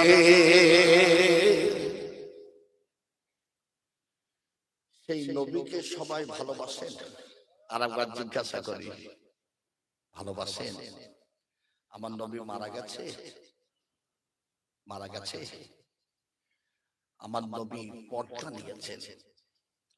বিসমিল্লাহির রহমানির রহিম কুল ইন কুনতুম তুহিব্বুনাল্লাহ ফাত্তাবিউনি ইহবিবকুমুল্লাহ ওয়া ইয়াগফির লাকুম যুনুবাকুম আল্লাহু গফুরুর রহিম। আল্লাহ বলেন হাবিব আপনি বলে দিন আমি আল্লাহ আমাকে যারা ভালোবাসতে চাই তারা যেন আপনাকে ভালোবাসে, আপনার ইত্তেবা করে অনুসারী হয়ে যায়, তবে আমি আল্লাহ তাদের ভালোবাসবো। শুধু তাই নয়, তাদের জীবনের গুনাহগুলো মাফ করে দেব। জোরে বলুন সুবহানাল্লাহ। আপনারা নবীকে যারা ভালোবাসেন, নবী মারা গেছে, তাহলে নবী পর্দা নিয়েছে। নবী যখন পর্দা নেয়, নবীর জবানের শেষ বাণীটা কি ছিল? একটু সাউন্ডটা বাড়াও না। কি ছিল? হ্যাঁ, আল্লাহ নবী ডাক দিয়ে বললেন আয়েশা রে, অসুবিধা হচ্ছে না তো? আমার বিবি আয়েশা, মসজিদে নববীতে কি আযানটা হয়ে গেছে, মসজিদে নববীতে কি তাকবীর হয়ে গেছে, মসজিদে নববীতে কি নামাজ শুরু হয়ে গেছে। আম্মা জান আয়েশা বলেন হুজুর মসজিদে নববীতে আযান হয়ে গেছে, তাকবীর হয়ে গেছে, নামাজ শুরু হয়ে গেছে। আল্লাহর নবী বলেন আয়েশা রে ওই মসজিদে নববীর দিকে জানালা খুলে দাও। আমি রাসূলুল্লাহ আমার মুখ মোবারকটা মসজিদে নববীর দিকে ঘুরিয়ে দাও। আম্মা জান আয়েশা জানালাখানা খুলে দিয়ে আমার রাসূলের মুখ মোবারকটা মসজিদে নববীর দিকে ঘুরিয়ে দিলেন। আম্মা জান আয়েশা দেখতে পেলেন আমার নবীর চোখের পানি গড়িয়ে গড়িয়ে আল্লাহ জমিনে পড়ে যায়। আমার নবীর জবান মোবারকের উপরে হাসির ঝিলিক। আম্মা জান আয়েশা ডাক দিয়ে বলেন ইয়া হাবিবাল্লাহ ইয়া রাসূলুল্লাহ, হুজুর আমি আয়েশা দেখতে পাই আপনার চোখের পানি গড়িয়ে আল্লাহ জমিনে পড়ে যায়, আপনার জবান মোবারকের উপরে হাসির ঝিলিক কেন? রাসূল বললেন বিবি আয়েশা রে আযান দিয়ে দিল, তাকবীর দিয়ে দিল, আমার সাহাবীরা নামাজ শুরু করে দিল, একবার আমাকে ডাকলো না, যার কারণে আমার চোখের পানি গড়িয়ে আল্লাহ জমিনে পড়ে যায়। এই আমার বেবি আয়েশা যেটা দেখেছো ঠিকই দেখেছো, আমার জবান মোবারকের উপরে হাসির ঝিলিক। একবার মসজিদে নববীর দিকে তাকিয়ে দেখো আমার সাহাবীরা জামাতের সঙ্গে কি সুন্দর করে নামাজ আদায় করছে। কিয়ামত পর্যন্ত আমার উম্মতেরা এমন সুন্দর করে জামাতের সঙ্গে তারা নামাজ আদায় করবে। এই দৃশ্য দেখে আমি রাসূলুল্লাহ আমার জবান মোবারকের উপরে হাসির ঝিলিক। সেই নামাজ কে কে পড়েন একটু হাত তুলে বলবেন? নামাজটা কে কে পড়েন? পড়েন না? সব হাত তো উঠলো না। একটা ওয়াক্তের পরিবর্তে 2,88,00,000 বছর আল্লাহ জাহান্নামে দেবে। একটা ওয়াক্তের পরিবর্তে আল্লাহ 2,88,00,000 বছর জাহান্নামে দেবে। বাবু, আখিরি জামানা এসেছে না আসেনি? আসেনি? এই আখিরি জামানাতে 73টা দল হবে বাবু। আমার কথা রাগ করবেন না যেন। এই 73টা দলের মধ্যে 72টা দল জাহান্নামী হবে, একটা দল শুধু জান্নাতি হবে। ওই দলটা হলো আহলে সুন্নাত ওয়াল জামায়াত। জোরে বলুন সুবহানাল্লাহ। জি, আখিরি জামানাতে গ্রামের মূর্খ মানুষেরা সমাজের নেতৃত্ব দেবে। 1000 আলেম যদি ইন্তেকাল করে সমাজের যতটা না ক্ষতি হবে, একটা মূর্খ মানুষ সমাজের নেতৃত্বে চেয়ারে আসনে বসলে তার থেকে অধিক ক্ষতিগ্রস্ত মানুষ হবে। আখিরি জামানাতে গ্রামের মূর্খ মানুষেরা সমাজের নেতৃত্ব দেবে। এদের সুদের টাকা, ঘুষের টাকা, চিটিং টাকা, লোকের জমি ফাঁকি দিয়ে কোটি কোটি টাকার মালিক হবে। এরা আবার মসজিদ কমিটির সেক্রেটারি হবে। ইমাম সাহেব যখন সুদ ঘুষের বিরুদ্ধে বলবে, এই মানুষটা মসজিদ কমিটির থেকে ইস্তফা দিয়ে মসজিদের পাশে নতুন জায়গা ক্রয় করে মসজিদ বানাবে। ওটা জেরার মসজিদ হবে, ও মসজিদে এক ওয়াক্ত নামাজ কবুল হবে না। আখিরি জামানাতে গ্রামের মোড়ে মোড়ে দোকান বাজার বসবে, দোকানদার থাকবে না, নারীরা কেনা বেচা করবে নগ্ন হালাতে। খরিদ্দার আকর্ষণ করার জন্য গান বাজনা টেলিভিশন লাগানো হবে। এটা হলো কিয়ামতের আলামত। আল্লাহর গজবগুলো জমিনে ঝরঝর করে ধাবিত হবে। আখিরি জামানাতে মুসলমানের ঘরে ঘরে সুদ ছড়িয়ে পড়বে। আল্লাহর গজবগুলো জমিনে ঝরঝর করে ধাবিত হবে। আখিরি জামানাতে মুসলমান ঘরে নারীরা নগ্ন হয়ে যাবে। এদের স্বামী থাকতে অন্য পুরুষের সঙ্গে দৈহিক সম্পর্কে মিলিত হবে, আর হাজারো কি হাজার জানস সন্তান পয়দা হবে। এটা কিয়ামতের আলামত। আল্লাহর গজবগুলো জমিনে ঝরঝর করে ধাবিত হবে। আখিরি জামানাতে পুরুষদের পোশাক নারীরা পরিধান করবে। এটা কিয়ামতের আলামত। আল্লাহর গজবগুলো জমিনে ঝরঝর করে ধাবিত হবে। আখিরি জামানাতে মুসলমান যুবকের হাতে মদের বোতল উঠবে। আল্লাহর গজবগুলো জমিনে ঝরঝর করে ধাবিত হবে। রাগ করলেন নাকি? রাগ করলেন? আমার বক্তব্য হলো, আজকের মুসলমানের ঘরে সুদ ছড়িয়ে পড়েছে না পড়েনি? রাগ করলে হবে না। কিয়ামতের ময়দানে আমার আল্লাহ দুই শ্রেণীর মানুষের সঙ্গে যুদ্ধ করবে। এক হলো যারা আল্লাহর ওলিদের বিরুদ্ধে চরণ করবে, তাদের বিরুদ্ধে আল্লাহ যুদ্ধ করবে। 2 নাম্বার হলো যারা সুদখোর, আল্লাহ তাদের বিরুদ্ধে কিয়ামতের ময়দানে যুদ্ধ করবে।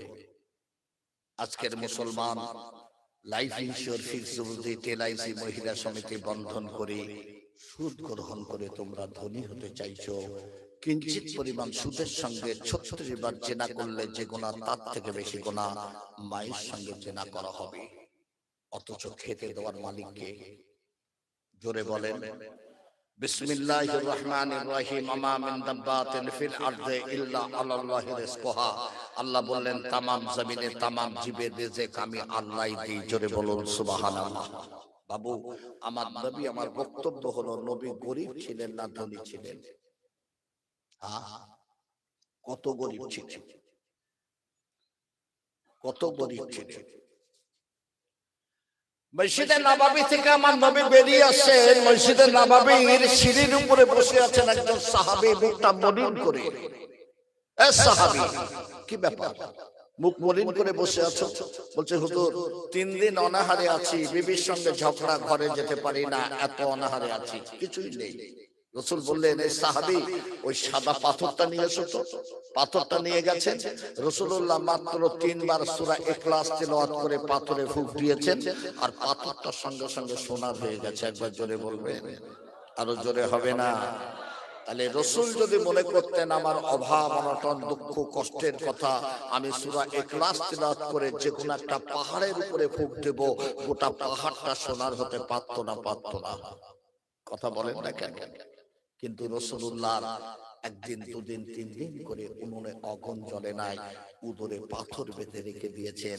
রাসূল জিহাদের ময়দানে গেলেন, ওই জিহাদটা ছিল খন্দকের জিহাদ। 3000 সাহাবী খাল কাটছেন। যদি কোনো হাজী থাকেন দেখে এসেছেন কিনা আমি জানি না। 3000 সাহাবী গোল করে খাল কাটছেন, 3000। এই হাদিসটা বর্ণনা করেছেন আমার রাসূলের সাহাবী জাবের বিন আব্দুল্লাহ। জাবের বিন আব্দুল্লাহ ছুটে ছুটে আমার নবীর কাছে এসেছেন। নবী গো, খাল কাটা বন্ধ হয়ে গেছে, একটা বিশাল পাথর খালের মাঝখানে পড়ে গেছে, 3000 সাহাবী মিলে ওঠাতেও পারি না, ভাঙতেও পারি না। রাসূল বললেন, সাহাবী জাবের চলো, আমি রাসূল পাথরটা উঠিয়ে দেব। একবার জোরে হবে, আরো জোরে হবে না? এ বাবু, আমার নবীর চেহারায় আল্লাহ কতজন পুরুষের শক্তি দিয়েছিলেন আপনাদের জানা আছে? জানা আছে? আমার নবীর চেহারায় আল্লাহ 40 জন পুরুষের শক্তি দিয়েছিলেন। একবার জোরে বলবেন। আল্লাহ নবী খন্দকের খালের মাঝখানে দাঁড়িয়ে গেলেন, বিশাল পাথরটি 2 হাত মোবারক দিয়ে উঁচু করলেন, খালের ধারে ফেলে দিলেন। আমার রাসূলুল্লাহ জমিনে পড়ে গেলেন। হযরত জাবের বিন আব্দুল্লাহ ছুটে গিয়ে আমার রাসূলকে ওঠানোর জন্য হাতখানা বাড়িয়ে দিলেন, আর জাবের বিন আব্দুল্লাহর হাতখানা আমার নবীর উদরে যেয়ে লেগে গেল। হযরত জাবের বিন আব্দুল্লাহ দেখতে পেলেন আমার নবীর উদরে একটি, দুটি, তিনটি পাথর বাঁধা, অর্থাৎ রাসূলুল্লাহ 3 দিন অনাহারে আছে। হযরত জাবের বিন আব্দুল্লাহ থাকতে পারে না, ছুটে ছুটে নিজের ঘরে দাঁড়িয়ে গেলেন। আয় আমার বেবি, আমি রাসূলের উদরে পাথর বাঁধা দেখে এসেছি। ওরে বেবি, ঘরে কি আছে বলো না? বেবি বললেন, স্বামী জবেরাটা ছাড়া কিছু নাই। আমার বেবি, আমি রাসূলের উদরে পাথর বাঁধা দেখে এসেছি, তুমি রুটি বানাও, আমি একটা বকরি জবাই করে দেব। ওই বকরির গোশত কিছুটা ভুনা বানিয়ে দাও। বকরি জবাই করে দিলেন, কিছুটা গোশত ভুনা বানিয়ে দিলেন, রুটি বানিয়ে দিলেন। ওই ভুনা গোশত রুটি নিয়ে ছুটে আমার নবীর কাছে যেয়ে দাঁড়িয়ে গেলেন। ইয়া হাবিবাল্লাহ, ইয়া রাসূলুল্লাহ, আপনি যখন বিশাল পাথরটি 2 হাত মোবারক উঁচু করে খালের ধারে ফেলে দিলেন, হুজুর আপনিও জমিনে পড়ে গেলেন। আমি দেখতে পেলাম আপনার উদরে 3টি পাথর বাঁধা।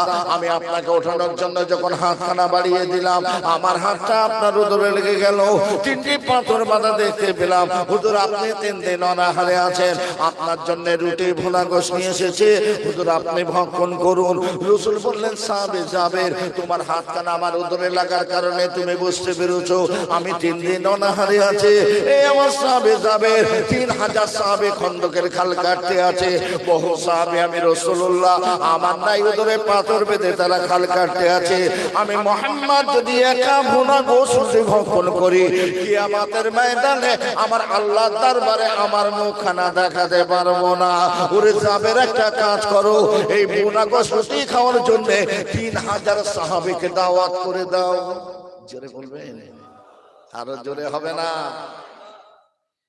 এতটুকু গোশত আর এতটুকু রুটি, রাসূল বলছেন 3000 সাহাবীর দাওয়াত করো। জাবের বিন আব্দুল্লাহ গোশের পাত্রে, রুটির পাত্রে তাকাচ্ছেন বারে বারে।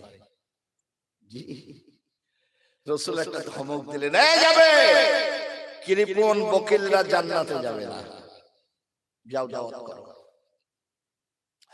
জাবের বিন আব্দুল্লাহ দাওয়াত করে দিলেন। আল্লাহর নবী বললেন, জাবের ঢাকনা খোলো বাবা, ঢাকনা খোলো। জাবের বিন আব্দুল্লাহ ঢাকনা উঁচু করে দিলেন। আমার রাসূলুল্লাহ পড়তে শুরু করে দিলেন, বিসমিল্লাহির রহমানির রহিম বলে বাবা গোশের পাত্রে, রুটির পাত্রে ফুঁক দিয়ে দিলেন। এই সাহাবী জাবের, দিতে থাকো বাবা, দিতে থাকো।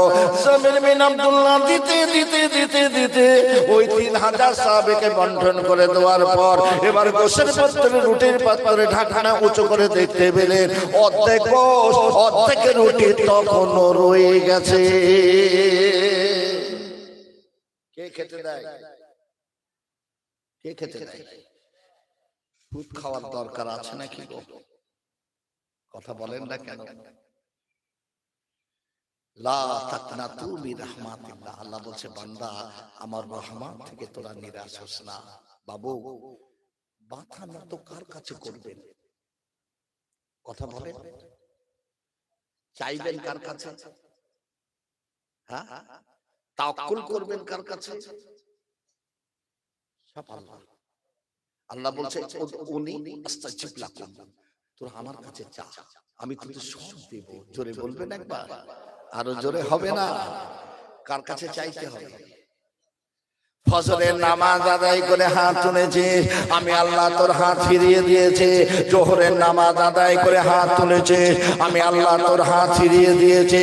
আসরের নামাজ আদায় করে হাত তুলেছে, আমি আল্লাহ তোর হাত ফিরিয়ে দিয়েছে। এশার নামাজ, মাগরিবের নামাজ আদায় করে হাত তুলেছে, আমি আল্লাহ ফিরিয়ে দিয়েছে। এশার নামাজ আদায় করে হাত তুলেছে, আমি আল্লাহ ফিরিয়ে দিয়েছে। ওরে বান্দা, রাত যত গভীর হয়ে যায়, আমি আল্লাহ আসমানে নামতে থাকি, তাহাজ্জুদের নামাজ আদায় করে দুপুরা চোখের পানি ছেড়ে কেঁদে আমার কাছে যখন চাইবে, আমি আল্লাহ তোর হাতখানা ফেরাতে পারবো না। সঙ্গে সঙ্গে তোর মনের কামনা বাসনাকে আমি আল্লাহ পুরা করে দেব। কার কাছে চাইতে হবে? আমিরুল মুমিনিন শোনেন, খলিফাতুল মুসলিমিন ওমর সাহাবীদের নিয়ে দিনের কথাই রত। আপনাদের অসুবিধা হচ্ছে না তো? অসুবিধা হচ্ছে না তো? শোনেন, আমার আল্লাহ সব পারে না? পারে না? আজ থেকে ৫-৭ বছর আগে ট্রেনের মধ্যে একজন গর্ভবতী মহিলা বাথরুম থেকে সন্তান প্রসব করেছিল। আপনাদের জানা আছে? ট্রেনের বাথরুমে যে সন্তান প্রসব করেছিল, সন্তানটা ট্রেনের পাটিতে পড়ে গেল, মা লাফ দিয়েছে, ট্রেন বেরিয়ে গেল, মা ছুটে যে বাচ্চাটাকে কোলে ওঠালো। মারও কিছু হয়নি, বাচ্চাটারও কিছু হয়নি। জোরে বলবেন একবার সুবহানাল্লাহ। কে বাঁচিয়েছিল? আল্লাহ। খলিফা ওমর ইবনুল খাত্তাব বসে আছেন, একজন আমার নবীর সাহাবী একটা ছোট্ট বাচ্চা নিয়ে এসেছে। বাচ্চাটা এত দুষ্টুমি করছে, ওমর বলছে, এই ছেলেটি কার গো? বলছে হুজুর আমার ছেলে। ওমর বললে, এই ছেলেটির মধ্যে একটা কাকের স্বভাব আছে। কাক যেমন চতুর। বললেন হুজুর, এর জীবনের একটা ঘটনা আছে, কাহিনী আছে। কাহিনী আমাকে একটু শোনাও তাহলে। সাহাবী বললেন, এ আমিরুল মুমিনিন খলিফাতুল মুসলিমিন ওমর, আমি বিবাহ করলাম, ঘর সংসার শুরু করে দিলাম। আমি বুঝতে পেরেছি আমার বিবি গর্ভবতী হয়ে গেছে। বিবিকে ডেকে বললাম, বিবি রে, এই আমার বিবি আমাদের নতুন অতিথি আসবে, আমি ব্যবসার খাতিরে সিরিয়াতে চলে যাব। বিবি বলল, স্বামী এই ঘরে কেমন করে রইবে একা একা? বলেছিলাম, আমার বিবি কাঁদিস না, এই ঘরে তোকে একা রেখে যাব না, আমার আল্লাহ আল্লাহর রাসূল কে রেখে যাব। জোরে বলো সুবহানাল্লাহ। নবী বললেন, স্বামী গো, যে কোনো সময় সন্তান প্রসবের বেদনা শুরু হয়ে যাবে।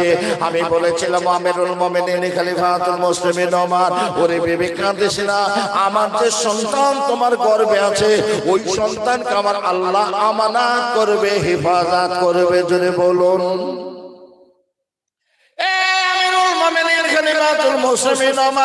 আমি ব্যবসার খাতিরে সিরিয়াতে চলে গেলাম।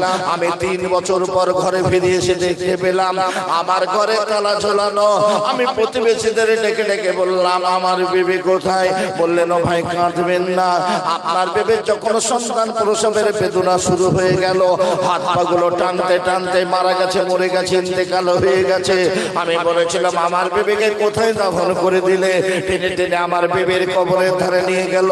আমি দুটো হাত তুলে দোয়া চাই, আল্লাহ আমার বিবি নামাজি ছিল, রোজাদার ছিল, তাহাজ্জুদ গুজারি ছিল, আমার বিবি জীবনের গুনাহ মাফ করে করাদার থেকে তুমি নাজাত করে দাও।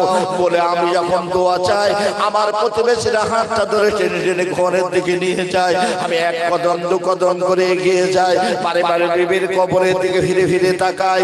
হঠাৎ করে দেখতে পেলাম আমার বিবির কবরটা দুটো ভাগ হয়ে গেল, আর আমার বিবির কবর থেকে নূর আর নূর চমকাতে শুরু করে দিল। জোরে বলুন। আমি ছুটে ছুটে বিবির কবরের ধারে যেয়ে দাঁড়িয়ে গেলাম। ওই সময় একটা গায়েবী আওয়াজ ভেসে এলো, ওরে বান্দারে, তুই সিরিয়া থেকে ঘরে ফিরে এসেছিস, তুই যখন সিরিয়ায় ব্যবসার জন্য চলে যাস, তোর জবান থেকে একটা কথা বাহির হয়েছিল, ওরে বেবি কাঁদিস না, আমার যে সন্তান তোমার গর্ভে আছে, ওই সন্তানকে আমার আল্লাহ আমানত করবে, হেফাজত করবে। ওরে বান্দা শোন, তোর বেবি আমি আল্লাহ আমার হুকুমে মারা গেছে, মরে গেছে, ইন্তেকাল হয়ে গেছে।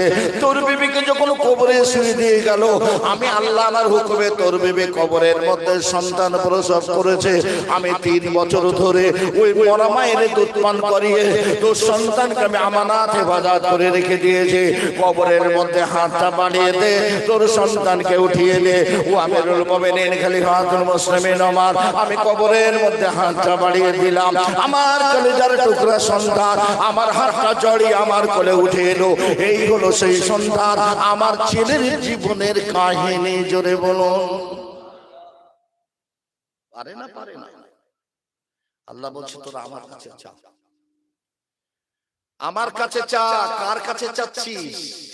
কেউ নেই দেওয়ার, কেউ নেই। ও তো উনি আস্তাগফির লাকুম। দিল্লির বাদশা ঔরঙ্গজেবের নাম শুনেছেন আপনারা? শুনেছেন? ঔরঙ্গজেব রাহমাতুল্লাহ আলাইহি রাজদরবারে বসে আছেন।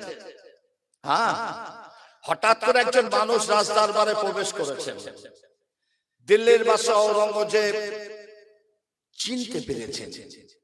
আস্তে আস্তে ঔরঙ্গজেবের কাছে বলছেন, বাবা তুমি আমাকে চিনতে পেরেছো? বলছে, আপনি আমার সেই বাল্যবেলার ওস্তাদ মোল্লা জিয়ন রহমাতুল্লাহ আলাইহি। চলে বলুন একবার সুবহানাল্লাহ। আপনি সেই মোল্লা জিয়ন? বলে হ্যাঁ। কি জন্য এসেছেন আমার কাছে? বাবা আমার একটা কন্যা বিবাহ হয়ে গেছে, বিবাহের বয়স হয়ে গেছে, কিন্তু আমি যে বিবাহ দেব, আমি বিবাহ দেওয়ার অর্থ আমাকে নেই আমার কাছে। তা আমি দিল্লির বাদশা আমার ছাত্র ঔরঙ্গজেবের কাছে এসেছি কিছু সাহায্যের জন্য। ভালো করে খেয়াল করুন, গল্প করছি না। ঔরঙ্গজেব কাছে কে গেছেন? মোল্লা জিয়ন রহমাতুল্লাহ আলাইহি। মেয়ের বিয়ে সাহায্য চাইতে হাত পাতলেন। ঔরঙ্গজেব রহমাতুল্লাহ আলাইহি 1টি টাকা দিলেন। এই বাবু, আমাদের প্রধানমন্ত্রী যদি মনে করেন 100 মেয়ের বিয়ের সব খরচ দিতে পারে না? পারে না? কথা বলেন না কেন? পারে না? দিল্লির বাদশাহ 1টা টাকা দিলেন, 1টি টাকা হাতে দিলেন। 1টি টাকায় মেয়ের বিয়ে হতে পারে না কি গো? 1টি টাকা সাহায্য থেকে চোখের পানি গড়িয়ে পড়ে। টুকটুক টুকটুক করে নিজের ঘরে ফিরে যাচ্ছেন। 1 টাকায় মেয়ের বিয়ে হতে পারে না।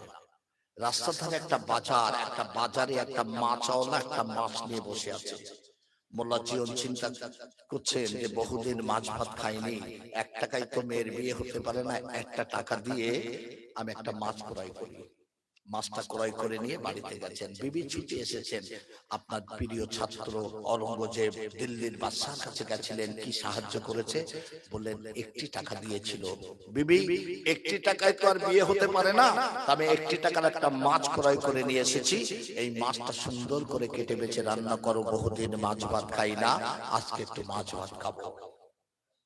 বিবি চোখের পানি ছেড়ে ক্রন্দন করতে করতে স্বামীর কাছ থেকে মাছটাকে হাতে উঠিয়ে নিয়ে বাবা নানা যেইনা কাটতে শুরু করে দিলেন। পুঁথির মতো দেখতে, দুধের মতো সাদা, 1টি 2টি 3টি 4টি করে 10টি জমিনে পড়ে গেল। জোরে বলবে, আরো জোরে হবে না? বিবি ডাক দিলেন, আমার স্বামী, মাছের পেট থেকে এমন জিনিস কোনদিন দেখে না, একটু দেখো। মোল্লা জিয়ন ছুটে এসে উঠিয়ে নিলেন, সুন্দর করে পরিষ্কার করে স্বর্ণ দোকানে চলে গেলেন। অন্যকারকে বললেন, বাবা দেখুন এগুলো কি? বললেন, এগুলো কোথায় পেলেন? এ তো জমিনে পাওয়া যায় না, আমার আল্লাহ মহাসাগরের নিচে পাঠিয়েছেন। এইগুলো হলো কিমতি মতি, একটার মূল্য কত? 100 স্বর্ণ মুদ্রা দিতে পারি। জোরে বলবেন না সুবহানাল্লাহ। 1 টাকা বিক্রয় করে দিলেন, নিজের মেয়ের বিবাহ দিলেন, ঋণ ছিলেন ঋণ পরিশোধ করলেন, আর বাকি 9টা মতি নিয়ে দিল্লির বাদশা ঔরঙ্গজেবের কাছে চলে গেলেন। ও দিল্লির বাদশা ঔরঙ্গজেব, 1টি টাকা দিয়ে আমার মেয়ের বিয়ে হতে পারে না, 1টি টাকায় মাছ ক্রয় করেছিলাম, ওই মাছের পেটে আমার আল্লাহ 10টা কিমতি মতি দিয়েছে, 1টি মতি বিক্রয় করেছে, কন্যার বিবাহ দিয়েছে, ঋণ ছিলাম ঋণ পরিশোধ করেছে, আর 9টি মতি আমি নিয়ে এসেছে। ও দিল্লির বাদশা ঔরঙ্গজেব, এই 9টি মতি আপনাকে আমি দান করে দিলাম। কার কাছে চাইবে? দুনিয়ার মানুষ পাগলের মতো ছুটছে। একবার সেজদা করো, সেজদা করে মাথাটা নইয়ে আল্লাহর কাছে চাও। রাবিয়া বসরি হজে যাচ্ছেন, রাবিয়া বসরি নাম শুনেছেন? হ্যাঁ শুনেছেন? রাবিয়া বসরি হজে যাচ্ছে, লাব্বাইক আল্লাহুম্মা লাব্বাইক লাব্বাইক লা শারীকা লাক লাব্বাইক ইন্নাল হামদা নি'মাতা লাকাল মুলক।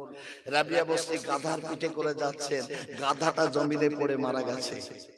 রাবিয়া বসরি উযু বানিয়ে নিয়ে সিজদায় চলে গেলেন, যে বললেন আল্লাহ আমি রাবিয়া তোমার কাবায় যাব না আমার গাধাকে জীবিত করে না দিলে। রাবিয়া সিজদায় পড়ে কাঁদে, এমন সময় একটা গায়েবী আওয়াজ ভেসে এলো, রাবিয়া সিজদা থেকে মাথা তোলো, আমার কাবায় আসতে হবে না, আমার কাবা রাবিয়ার সামনে দাঁড়িয়ে আছে। একবার জোরে বলবে, আরো জোরে হবে না? কাবা বাইতুল্লাহ রাবিয়ার সামনে দাঁড়িয়ে গেছিল আল্লাহর কাছে চাওয়ার কারণে। আল্লাহর কাছে চান নামাজকে কায়েম করুন। যে কথা বলছিলাম, আমার রাসূল গরীব ছিলেন না ধনী ছিলেন? আমার রাসূল নামাজকে ছেড়ে দিয়েছিলেন নাকি? নামাজ ছেড়েছিলেন, খোদার জ্বালায় অভাবের জ্বালায় নামাজ ছেড়েছিল। আজকে আমরা ছাড়ছি না ধরছি। জুমার নামাজ পড়েন আপনারা? পড়েন জুমার নামাজ? রাসূল বললেন ওই বাড়িগুলোকে আমি রাসূলুল্লাহ আগুন ধরিয়ে দিতে বলতাম, ওই বাড়িগুলোকে আগুন ধরিয়ে দিতে বলতাম যারা জুমার নামাজ আদায় করে না, যদি ওই বাড়িতে শিশু এবং নারীরা না থাকতো।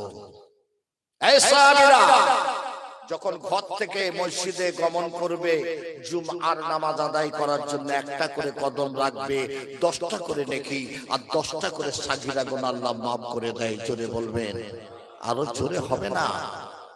এই সুবহানাল্লাহ বলে গুনাহ হয় না? কি হয়? কি হয়? 10টা নেকি আর 10টা সাগীরা গুনাহ আল্লাহ মাফ করে দেয়। জোরে বলবেন। হ্যাঁ বাবু শুনেন, মন দিয়ে শুনেন। রাসূল পাক সাল্লাল্লাহু আলাইহি সাল্লাম বললেন, যখন ইমাম সাহেব খুতবা দেয়, মসজিদের দরজায় দুজন ফেরেশতা দাঁড়িয়ে যায়। খুতবা শুনতে শুনতে আপনি দুনিয়াবি কথা আলোচনা করছেন, আপনাদের দুজনের নামাজটা নষ্ট হয়ে গেল। ওই দিন নেকির পরিবর্তে গুনাহ লিখে বাড়ি চলে যাচ্ছেন। জুমার নামাজ আগে পড়েন না খুতবা আগে পড়েন? হ্যাঁ, খুতবা আগে। আর রাসূলের জামানাতে ছিল প্রথমে নামাজ পরে খুতবা। কথা বুঝে এসছে? ওমর যখন খলিফা হলেন এটা পরিবর্তন হচ্ছে। তা রাসূলুল্লাহ 2 রাকাত নামাজ আদায় করে খুতবা তেলাওয়াত করছেন। এমন সময় সিরিয়ার কিছু নব্য মুসলমান এরা যে দেখছে রাসূলের উদরে 1টি 2টি 3টি 4টি পাথর বাঁধা আছে। রাসূল 4 দিন অনাহারে, রাসূলের উদরে বড় পাথর বাঁধা, রাসূল খুতবা পড়ছেন। সিরিয়ার নব্য মুসলমান এরা সবে কালেমা পড়ে মুসলমান হচ্ছে, এরা ছুটে চলে গেছে মদিনার বাজারে, যে খোরমা খেজুর আর মাশাকে করে পানি নিয়ে এসেছেন। মাশাক বুঝেন তো? চামড়ার মাশাক। এখন মসজিদে নববীর গেটে ওরা দাঁড়িয়ে গেছেন। সাহাবীরা গরীব ছিলেন, এক এক করে উঠছেন, খোরমা নিচ্ছেন, খেজুর নিচ্ছেন, হাতের তালুতে পানি নিচ্ছেন, পান করছেন, চলে যাচ্ছেন। রাসূল যখন জুমার নামাজ আদায় করে খুতবা তেলাওয়াত করে দোয়া করে দিলেন, মসজিদে নববীর দিকে তাকিয়ে দেখছেন মাত্র 10 জন সাহাবী বসে আছেন, আর সব সাহাবী চলে গেছেন। কতজন বললাম? কতজন? আল্লাহ তাআলা আল্লাহ পাক ডাক দিয়ে বললেন, জিবরাইল, ওরে জিবরাইল,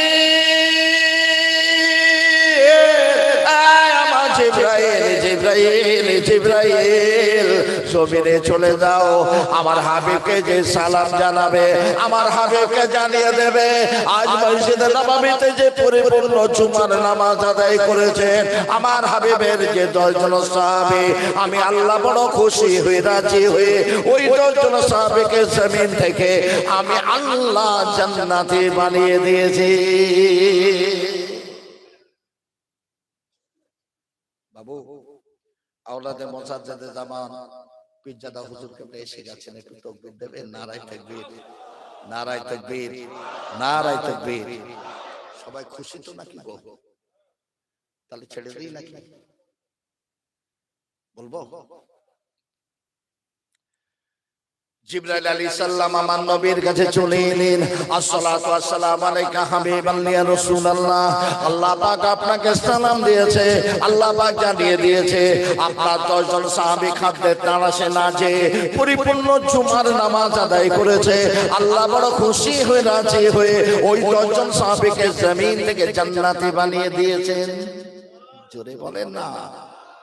রাসূল বলেন এই সাহাবীরা বসো, আজ একটা সুসংবাদ দেব। তোমরা যে খাদ্যের তালাশে না যে পরিপূর্ণ জুমার নামাজ আদায় করেছো, আল্লাহ বড় খুশি হয়ে জমিন থেকে তোমাদের 10 জনকে জান্নাতি বানিয়ে দিয়েছে। জোরে বলেন না। হযরত আবু বকর বলছেন হুজুর আমি আবু বকর জান্নাতি, রাসূল বলছেন আমার আবু বকর জান্নাতি। ওসমান বলছে হুজুর আমি ওসমান, আমার ওসমান জান্নাতি। আলী বলছেন হুজুর আমি আলী, আমার আলী জান্নাতি। আবু তালহা, আমার আবু তালহা জান্নাতি। ওমর এগিয়ে এসেছেন হুজুর আমি ওমর, আমি জান্নাতি। রাসূল বলেছেন আমার ওমর জান্নাতি জান্নাতি জান্নাতি। একবার জোরে বলুন না সুবহান।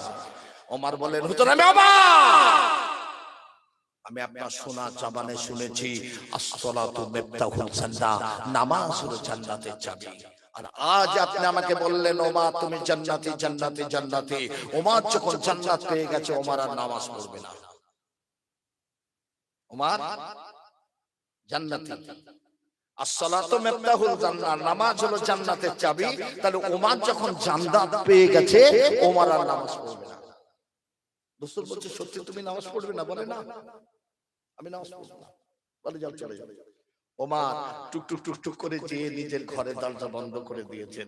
আর রাসূল একজন সাহাবীকে ডেকে বললেন সাহাবী ওমর তো নামাজ পড়বে না বলেছে, তবে একটা কাজ করো, ওমরের ঘরের পিছন থেকে শিকলটা উঠিয়ে দিয়েছো।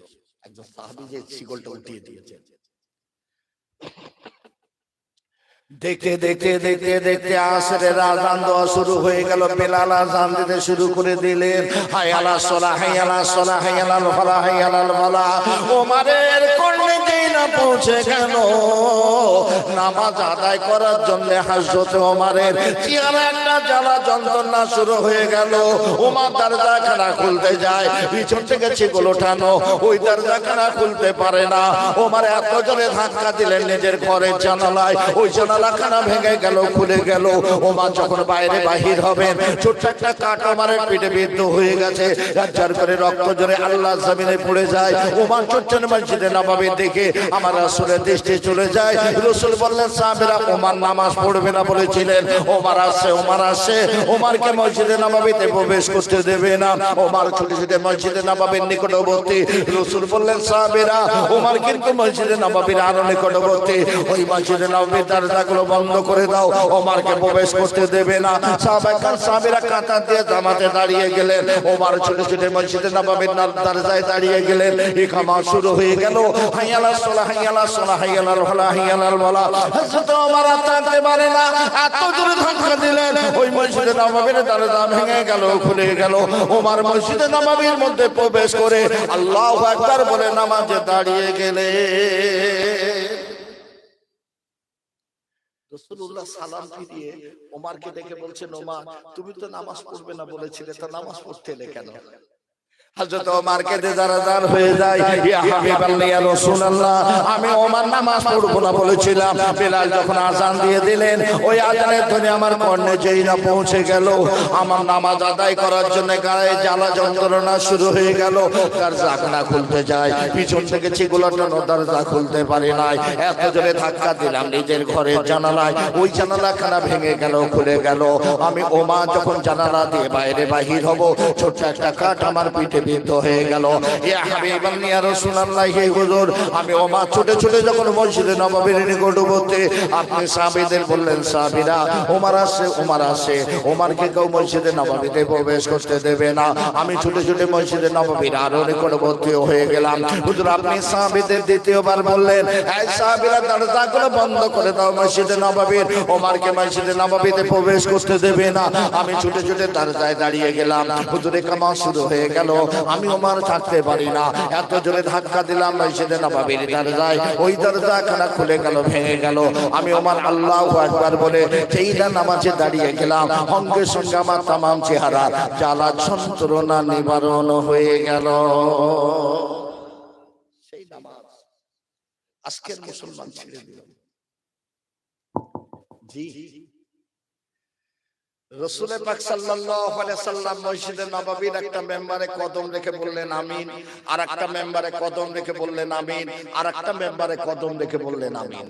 সাহাবীরা বললেন হুজুর এমন তো দেখিনি, আপনি তিনবার আমিন আমিন আমিন বললেন কেন? রাসূল বললেন সাহাবীরা শোনো, আমি রাসূল যখন প্রথম কদম রেখেছি জিবরাইল আমাকে সালাম দিয়ে বললেন ইয়া হাবিবাল্লাহ ইয়া রাসূলুল্লাহ, আল্লাহ আপনাকে সালাম দিয়েছেন আর আল্লাহ পাক জানিয়ে দিয়েছেন আপনার উম্মতেরা জীবনে রমজান মাস পেল, অথচ রমজান মাসের ইবাদত বান্দেগি করে তাদের জীবনের গুনাহগুলো মাফ করে নিতে পারলো না। আল্লাহ বলেছে তারা ধ্বংস হয়ে যাক, আমি রাসূলুল্লাহ বলেছি আমিন। এই বাবু রোজা থাকতে হবে না একটু কথা বলেন না কেন? হ্যাঁ, ইয়া আইয়ুহাল্লাযীনা আমানু কুতিবা আলাইকুমুস সিয়াম কামা কুতিবা আলাল লাযীনা মিন ক্বাবলিকুম লাআল্লাকুম তাত্তাকুন। আল্লাহ বলেন ঈমানদারগণেরা, আমি আল্লাহ তোদের উপরে রোজাকে ফরজ করেছি যেমন অন্যান্য নবীর উম্মতের উপরে রোজাকে ফরজ করেছিলাম। তবে আপনারা রোজা রাখেন কটা? হ্যাঁ, 30টা। একটা রোজার সমান কটা রোজার নেকি আছে আপনারা জানেন? জানা আছে? শুনে রাখেন, আবার কবে আসবো জানি না, শুনে রাখেন। নামাজ এবং রোজার হিসাব আল্লাহর দরবারে সর্বপ্রথম আপনাকে দিতে হবে। নামাজ পড়ুন, রোজা রাখুন। একটা রোজা সমান 10টা রোজার নেকি আছে। একবার জোরে বলবেন, আরো জোরে হবে না? তাহলে 30 10 কত হচ্ছে? 300। রমজান মাসের পর কোন মাস? সোয়াল মাস। এ মাসে কটা রোজা? 6টা। 6টা সমান 60টা রোজার নেকি। 30 প্লাস 6 36টা রোজা যারা রাখবে আল্লাহ পাক তাদের আমলনামায় একটা বছর রোজার নেকি লিখে দেয়। একবার জোরে হবে, আরো জোরে হবে না? বছরে 5 দিন রোজা রাখা হারাম আছে, 2টি ঈদ আর কুরবানি, ঈদের পরে 3 দিন রোজা রাখা হারাম।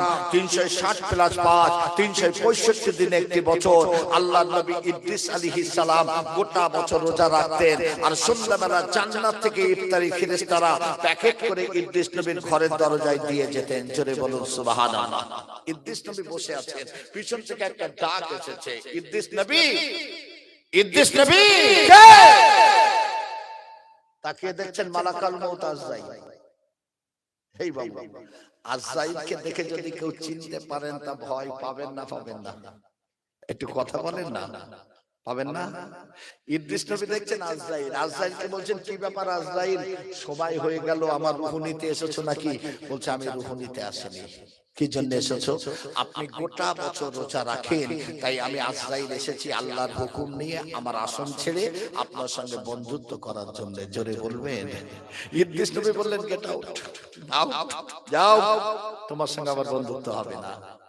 আজরাইল আগে বললেন ইদ্রিস নবী আমাকে তাড়িয়ে দেবেন না, আল্লাহর হুকুম নিয়ে এসেছি আপনি আমার সঙ্গে বন্ধুত্ব করুন। ইদ্রিস নবী বললেন আজরাইল আমি তোমার সঙ্গে বন্ধুত্ব করতে রাজি আছি, আমার 3টি শর্ত যদি তুমি মানতে পারো। কি শর্ত? 1 নম্বর শর্ত হলো আমার রূহটা নিতে হবে, রূহটা নিতে হবে, আবার রূহটা সঙ্গে সঙ্গে ফিরিয়ে দিতে হবে। এই রূহ নিলে বাঁচবে না মরবে? আর ফিরিয়ে দিলে আজরাইল রূহ ফেরায় নাকি?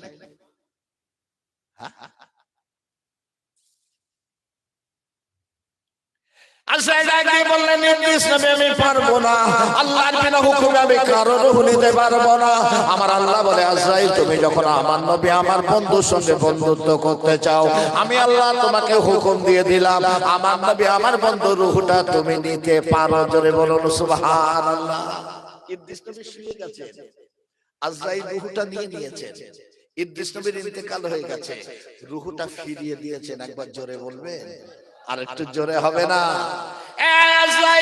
তুমি আমার 1 নাম্বার শর্ত মেনেছো, 2 নাম্বার যদি মানো বন্ধুত্ব করব।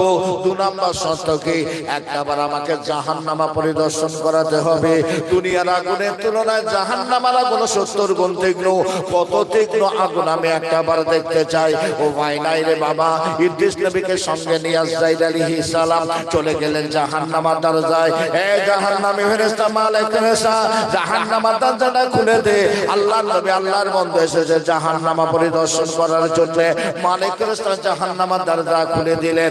ইদ্রিস নবী জাহান্নামার মধ্যে চলে গেলেন। গোটা জাহান্নামা ঘুরে ঘুরে ঘুরে ঘুরে ইদ্রিস নবী যখন বেরিয়ে এলেন, ইদ্রিস নবীর একটা লোমও পর্যন্ত ওই জাহান্নামার আগুনে স্পর্শ করতে পারল না। আজরাইল, তুমি আমার 2 নাম্বার শর্ত মেনেছো, 3 নাম্বার যদি মানো বন্ধুত্ব করব। 3 নাম্বার শর্ত কি? আল্লাহ কত সুন্দর জান্নাত বানিয়েছে, একটাবার আমাকে জান্নাত পরিদর্শন করাতে হবে। উপায় নাই রে বাবা, ইদ্রিস নবীকে সঙ্গে নিয়ে আজরাইল আলাইহিস সালাম ওই জান্নাতের দরজায় দাঁড়িয়ে গেলেন। এই জান্নাতি ফেরেশতা, এই জান্নাতি ফেরেশতা রেদওয়ান, জান্নাতের দরজাটা খুলে দে। আল্লাহর নবী, আল্লাহর বন্ধু এসেছে জান্নাত পরিদর্শন করার জন্য। রেদওয়ান ফেরেশতা জান্নাতের দরজা খুলে দিলেন। ইদ্রিস নবী জান্নাতের মধ্যে চলে গেলেন। ঘন্টার পর ঘন্টা অতিবাহিত হয়ে যায়, ইদ্রিস নবীর কোনো খোঁজ পাওয়া যায় না। আজরাইল ডাকেন, ইদ্রিস নবী বাইরে আসুন, ইদ্রিস নবী বাইরে আসুন। ইদ্রিস নবী বলেন, আজরাইল তুমি কি জানো না আমার আল্লাহ বলেছেন কুল্লু নাফসিন যায়কাতুল মাউত, প্রতিটা নফসের একবার মৃত্যু স্বাদ গ্রহণ করতে হবে। তুমি আমার মেরেছো, আমার রূহ নিয়েছো। ওরে আজরাইল, আমার আল্লাহ বলেছেন জিন আর ইনসানকে সৃষ্টি করেছে ইবাদত করার জন্য, যে ইবাদত করবে না আল্লাহ তাকে জাহান্নামায় দেবে। আমি পাপ করেছি কি কি করেছি আল্লাহ জানে, তবু তো তুমি আমার জাহান্নামার জেল খাটিয়ে বাইরে বাহির করেছো। ওরে আজরাইল, তুমি আমাকে বিরক্ত করো না, আমার আল্লাহ ওয়াদা খেলাফকারী নয়। আমার আল্লাহ বলেছেন আমার রহমতের জান্নাতে যাকে পৌঁছে দেব, ওই রহমতের জান্নাত থেকে কোনোদিন বাইরে বাহির করব না।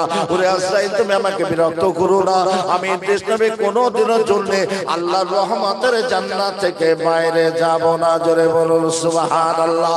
আমার আল্লাহ ডাক দিয়ে বললেন, আজরাইল ফিরে আয়, ফিরে আয়, ফিরে আয়। আমার নবী, আমার বন্ধু, গোটা বছর রোজা রাখার কারণে আমি আল্লাহ ইদ্রিস নবীকে এমন করে জান্নাতি বানিয়ে দিলাম। জোরে হবে না? আসছেন, এখন আসছেন? আচ্ছা, দরুদ শরীফ পড়েন। আল্লাহুম্মা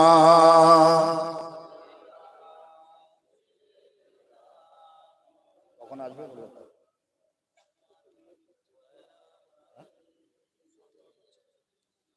কতক্ষণ পরে বলবো?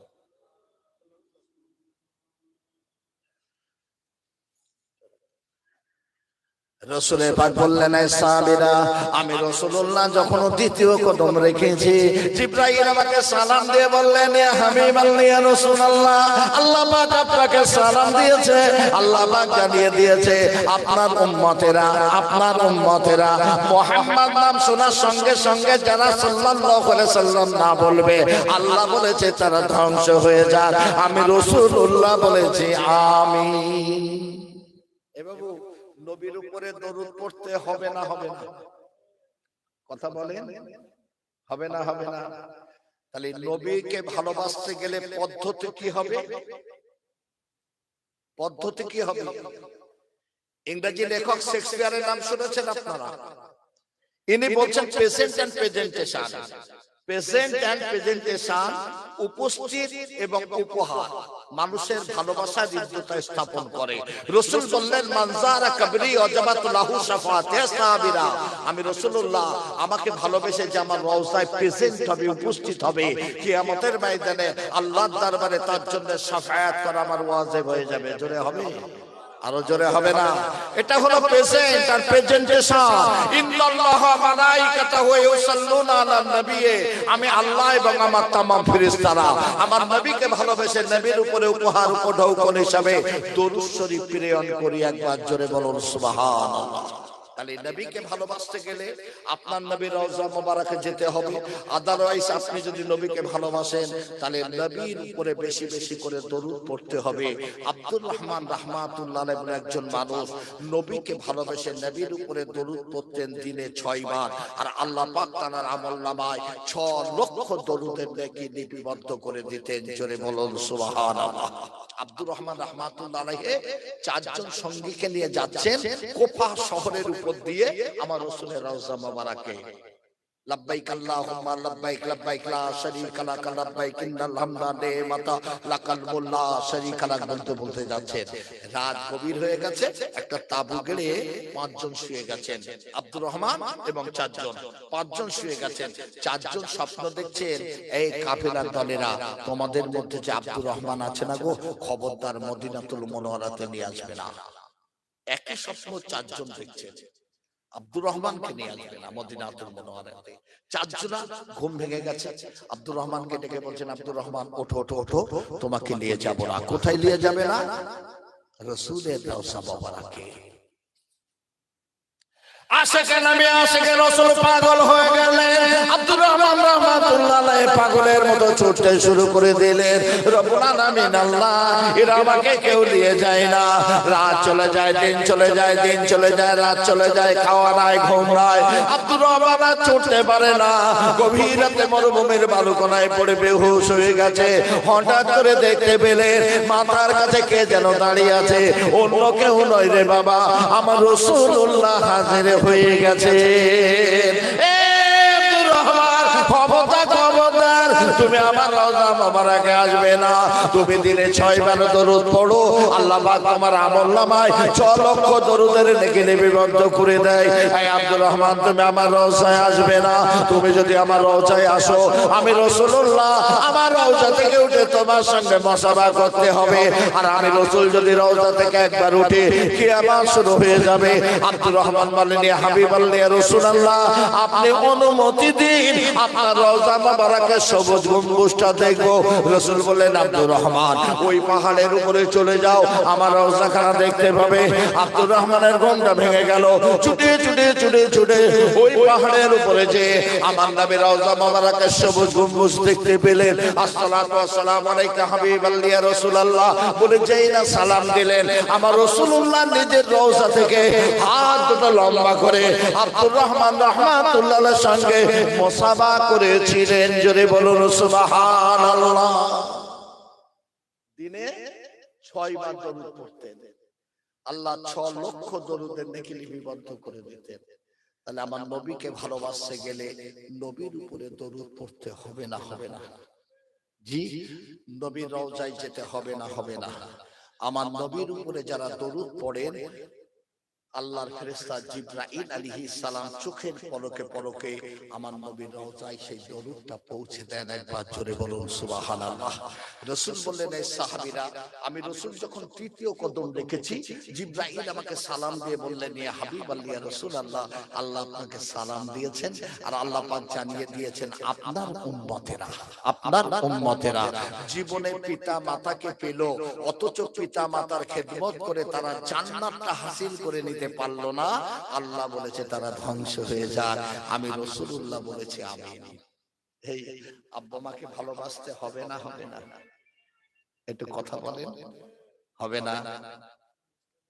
সাহাবীরা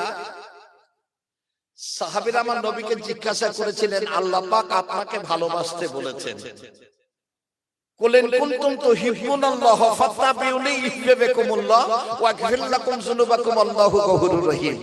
আল্লাহ পাক আপনাকে যে ভালোবাসতে বললেন, তা আপনি বলুন আল্লাহর পর কাকে ভালোবাসবো? রাসূল বললেন, এই সাহাবীরা, আল্লাহর পরে যদি তোমরা কাউকে ভালোবাসতে চাও, তোমরা তোমার মাকে ভালোবাসবে। জোরে বলবেন একবার সুবহানাল্লাহ। সাহাবীরা বললেন, হুজুর তারপর কাকে ভালোবাসবো? তারপরও তোমার মাকে ভালোবাসবে। তারপর কাকে ভালোবাসবো? তারপরও তোমার মাকে ভালোবাসবে। তারপর কাকে ভালোবাসবো? তারপর তোমার আব্বা জানকে ভালোবাসবে। শুধু তাই নয়, রাসূল বললেন, এই সাহাবীরা, তোমরা যখন তোমার মায়ের মুখের দিকে নেক দৃষ্টিতে একটা বার তাকাবে, আল্লাহ সঙ্গে সঙ্গে তোমার আমলনামায় একটা মকবুল হজের নেকি লিখে দেয়। জোরে বলুন একবার সুবহানাল্লাহ। সাহাবীরা বললেন, ইয়া হাবিবাল্লাহ, ইয়া রাসূলুল্লাহ, হে হুজুর, আমার মায়ের মুখের দিকে যদি আমি 10 বার তাকাই, 10টা মকবুল হজের নেকি লেখা হবে। শুধু তাই নয় রে সাহাবীরা, তোমার বুকের চামড়া কেটে মায়ের জুতো বানিয়ে দিয়েছো। মা চলতে চলতে চামড়ার জুতো ক্ষয়ে গেছে, ছিঁড়ে গেছে, তোমার বুকে পুনরায় চামড়া গজিয়ে গেছে, আবার চামড়া কেটে মায়ের জুতো বানিয়ে দিয়েছো। মা চলতে চলতে চামড়া জুতো ক্ষয়ে গেছে, ছিঁড়ে গেছে, তোমার বুকে পুনরায় চামড়া গজিয়ে গেছে, আবার চামড়া কেটে মায়ের জুতো বানিয়ে দিয়েছো। এই সাহাবীরা তামাম জিন্দেগি যদি এমন করতে থাকো, তোমার মায়ের একটা ফোঁটা দুধের হক আদায় করতে পারবে না। রাসূলুল্লাহ সাহাবীদের নিয়ে দিনের কথায় রত। ওই সময় রাসূলুল্লাহ দেখতে পেলেন একজন বৃদ্ধার আমলে লাঠি টুকটুক করতে করতে মসজিদ নববীর দিকে এগিয়ে আসে। আল্লাহর নবী দৃষ্টি চলে যায়, আল্লাহর নবী ছুটে চলে যে নিজের মাথার পাগড়ি মোবারকটা খুললেন, মরুভূমির বালুকণা বিছিয়ে দিয়ে ওই বৃদ্ধার আমলেকে বসিয়ে দিলেন। সাহাবীরা দাঁড়িয়ে গেলেন। আল্লাহর নবীর মাথার পাগড়ি মোবারকের উপরে দুনিয়ার কোন নারী বসতে পারে আমাদের জানা ছিল না। রাসূলুল্লাহ বৃদ্ধার আমলেকে বসিয়ে দিয়ে কিছু আলোচনা করে বিদায় দিয়ে সাহাবীদের মাঝে ফিরে এলেন। সাহাবীরা বললেন, ইয়া হাবিবাল্লাহ, ইয়া রাসূলুল্লাহ, আপনার মাথার পাগড়ি মোবারকের উপরে দুনিয়ার কোন নারী বসতে পারে আমাদের জানা ছিল না। ওই বৃদ্ধার আমলেকে বলেন না। রাসূল বললেন, সাহাবীরা 6 বছর বয়সে আমি মুহাম্মদ আমার মাকে হারিয়েছি, আমি মা মা বলে ডাকতে পারি না। রে সাহাবীরা, এই সাহাবীরা ওই বৃদ্ধার আমলেকে কি তোমরা চেনোনি? উনি অন্য কেউ নয়, উনি হলেন আমার আম্মা জান লুতফা হালিমা সাদিয়া। এই সাহাবীরা, আমি রাসূলুল্লাহ আমার মাথার পাগড়ি মোবারকের উপরে বসার মতো জমিনে একজন আছে, অন্য কেউ নয়, তিনি হলেন আমার আম্মা জান লুতফা হালিমা সাদিয়া। জোরে বল সুবহানাল্লাহ। আব্বা মা হলো জান্নাত, আব্বা মা হলো জাহান্নাম। একটা সুইচ মারলে যত দ্রুত গতিতে টিউবলাইট জ্বলে যায়, আব্বা মায়ের দোয়া তার অধিক দ্রুত গতিতে আল্লাহর দরবারে কবুল হয়ে যায়। একবার জোরে বলুন সুবহানাল্লাহ। ছোট্ট একটা আলোচনা রেখে বিদায় নেব, কেননা ওনাদের মোসাদ্দেদে জামান পীরজাদা হুজুর কেবলা এসেছেন, এখনই আসবেন।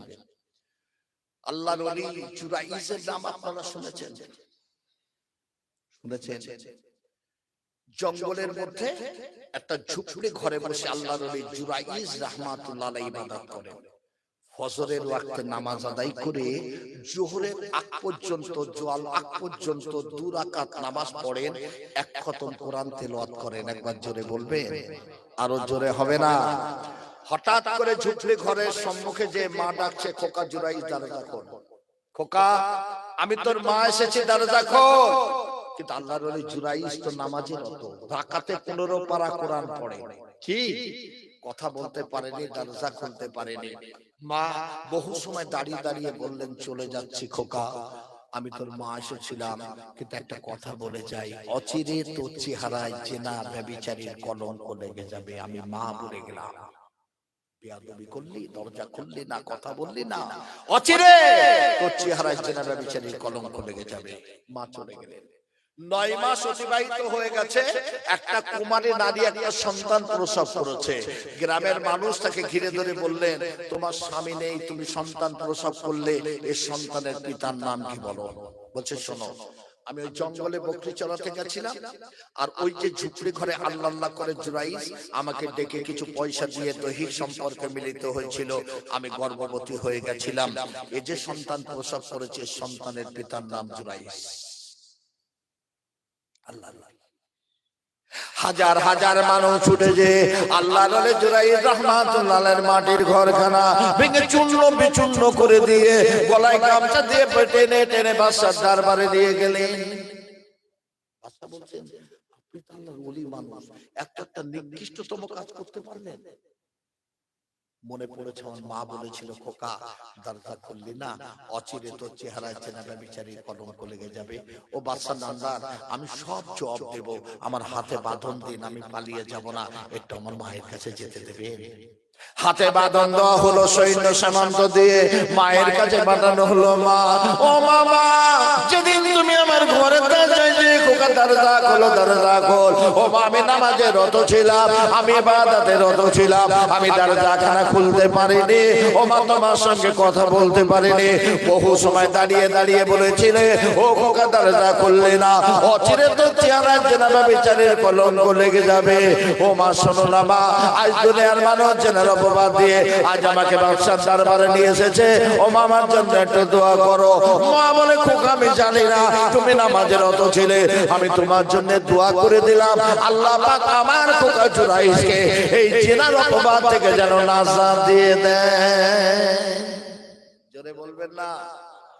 বাদশার দরবারে এসেছেন, এসে বললেন, বাদশা আমি কার সঙ্গে জেনা করেছি?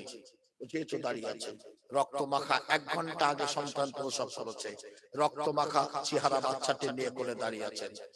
বলো এই সন্তানের পিতার নাম কি?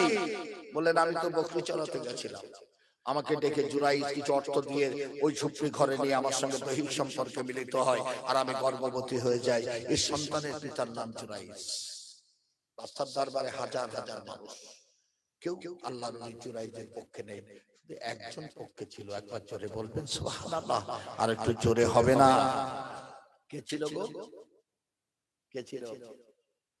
আল্লাহর ওলি জুরাইজ রাহমাতুল্লাহ আলাইহির পক্ষে কেউ নেই, একজনের পক্ষে ছিল, তিনি অন্য কেউ নয়, তিনি হলেন আমার আল্লাহ, আমার আল্লাহ, আমার আল্লাহ।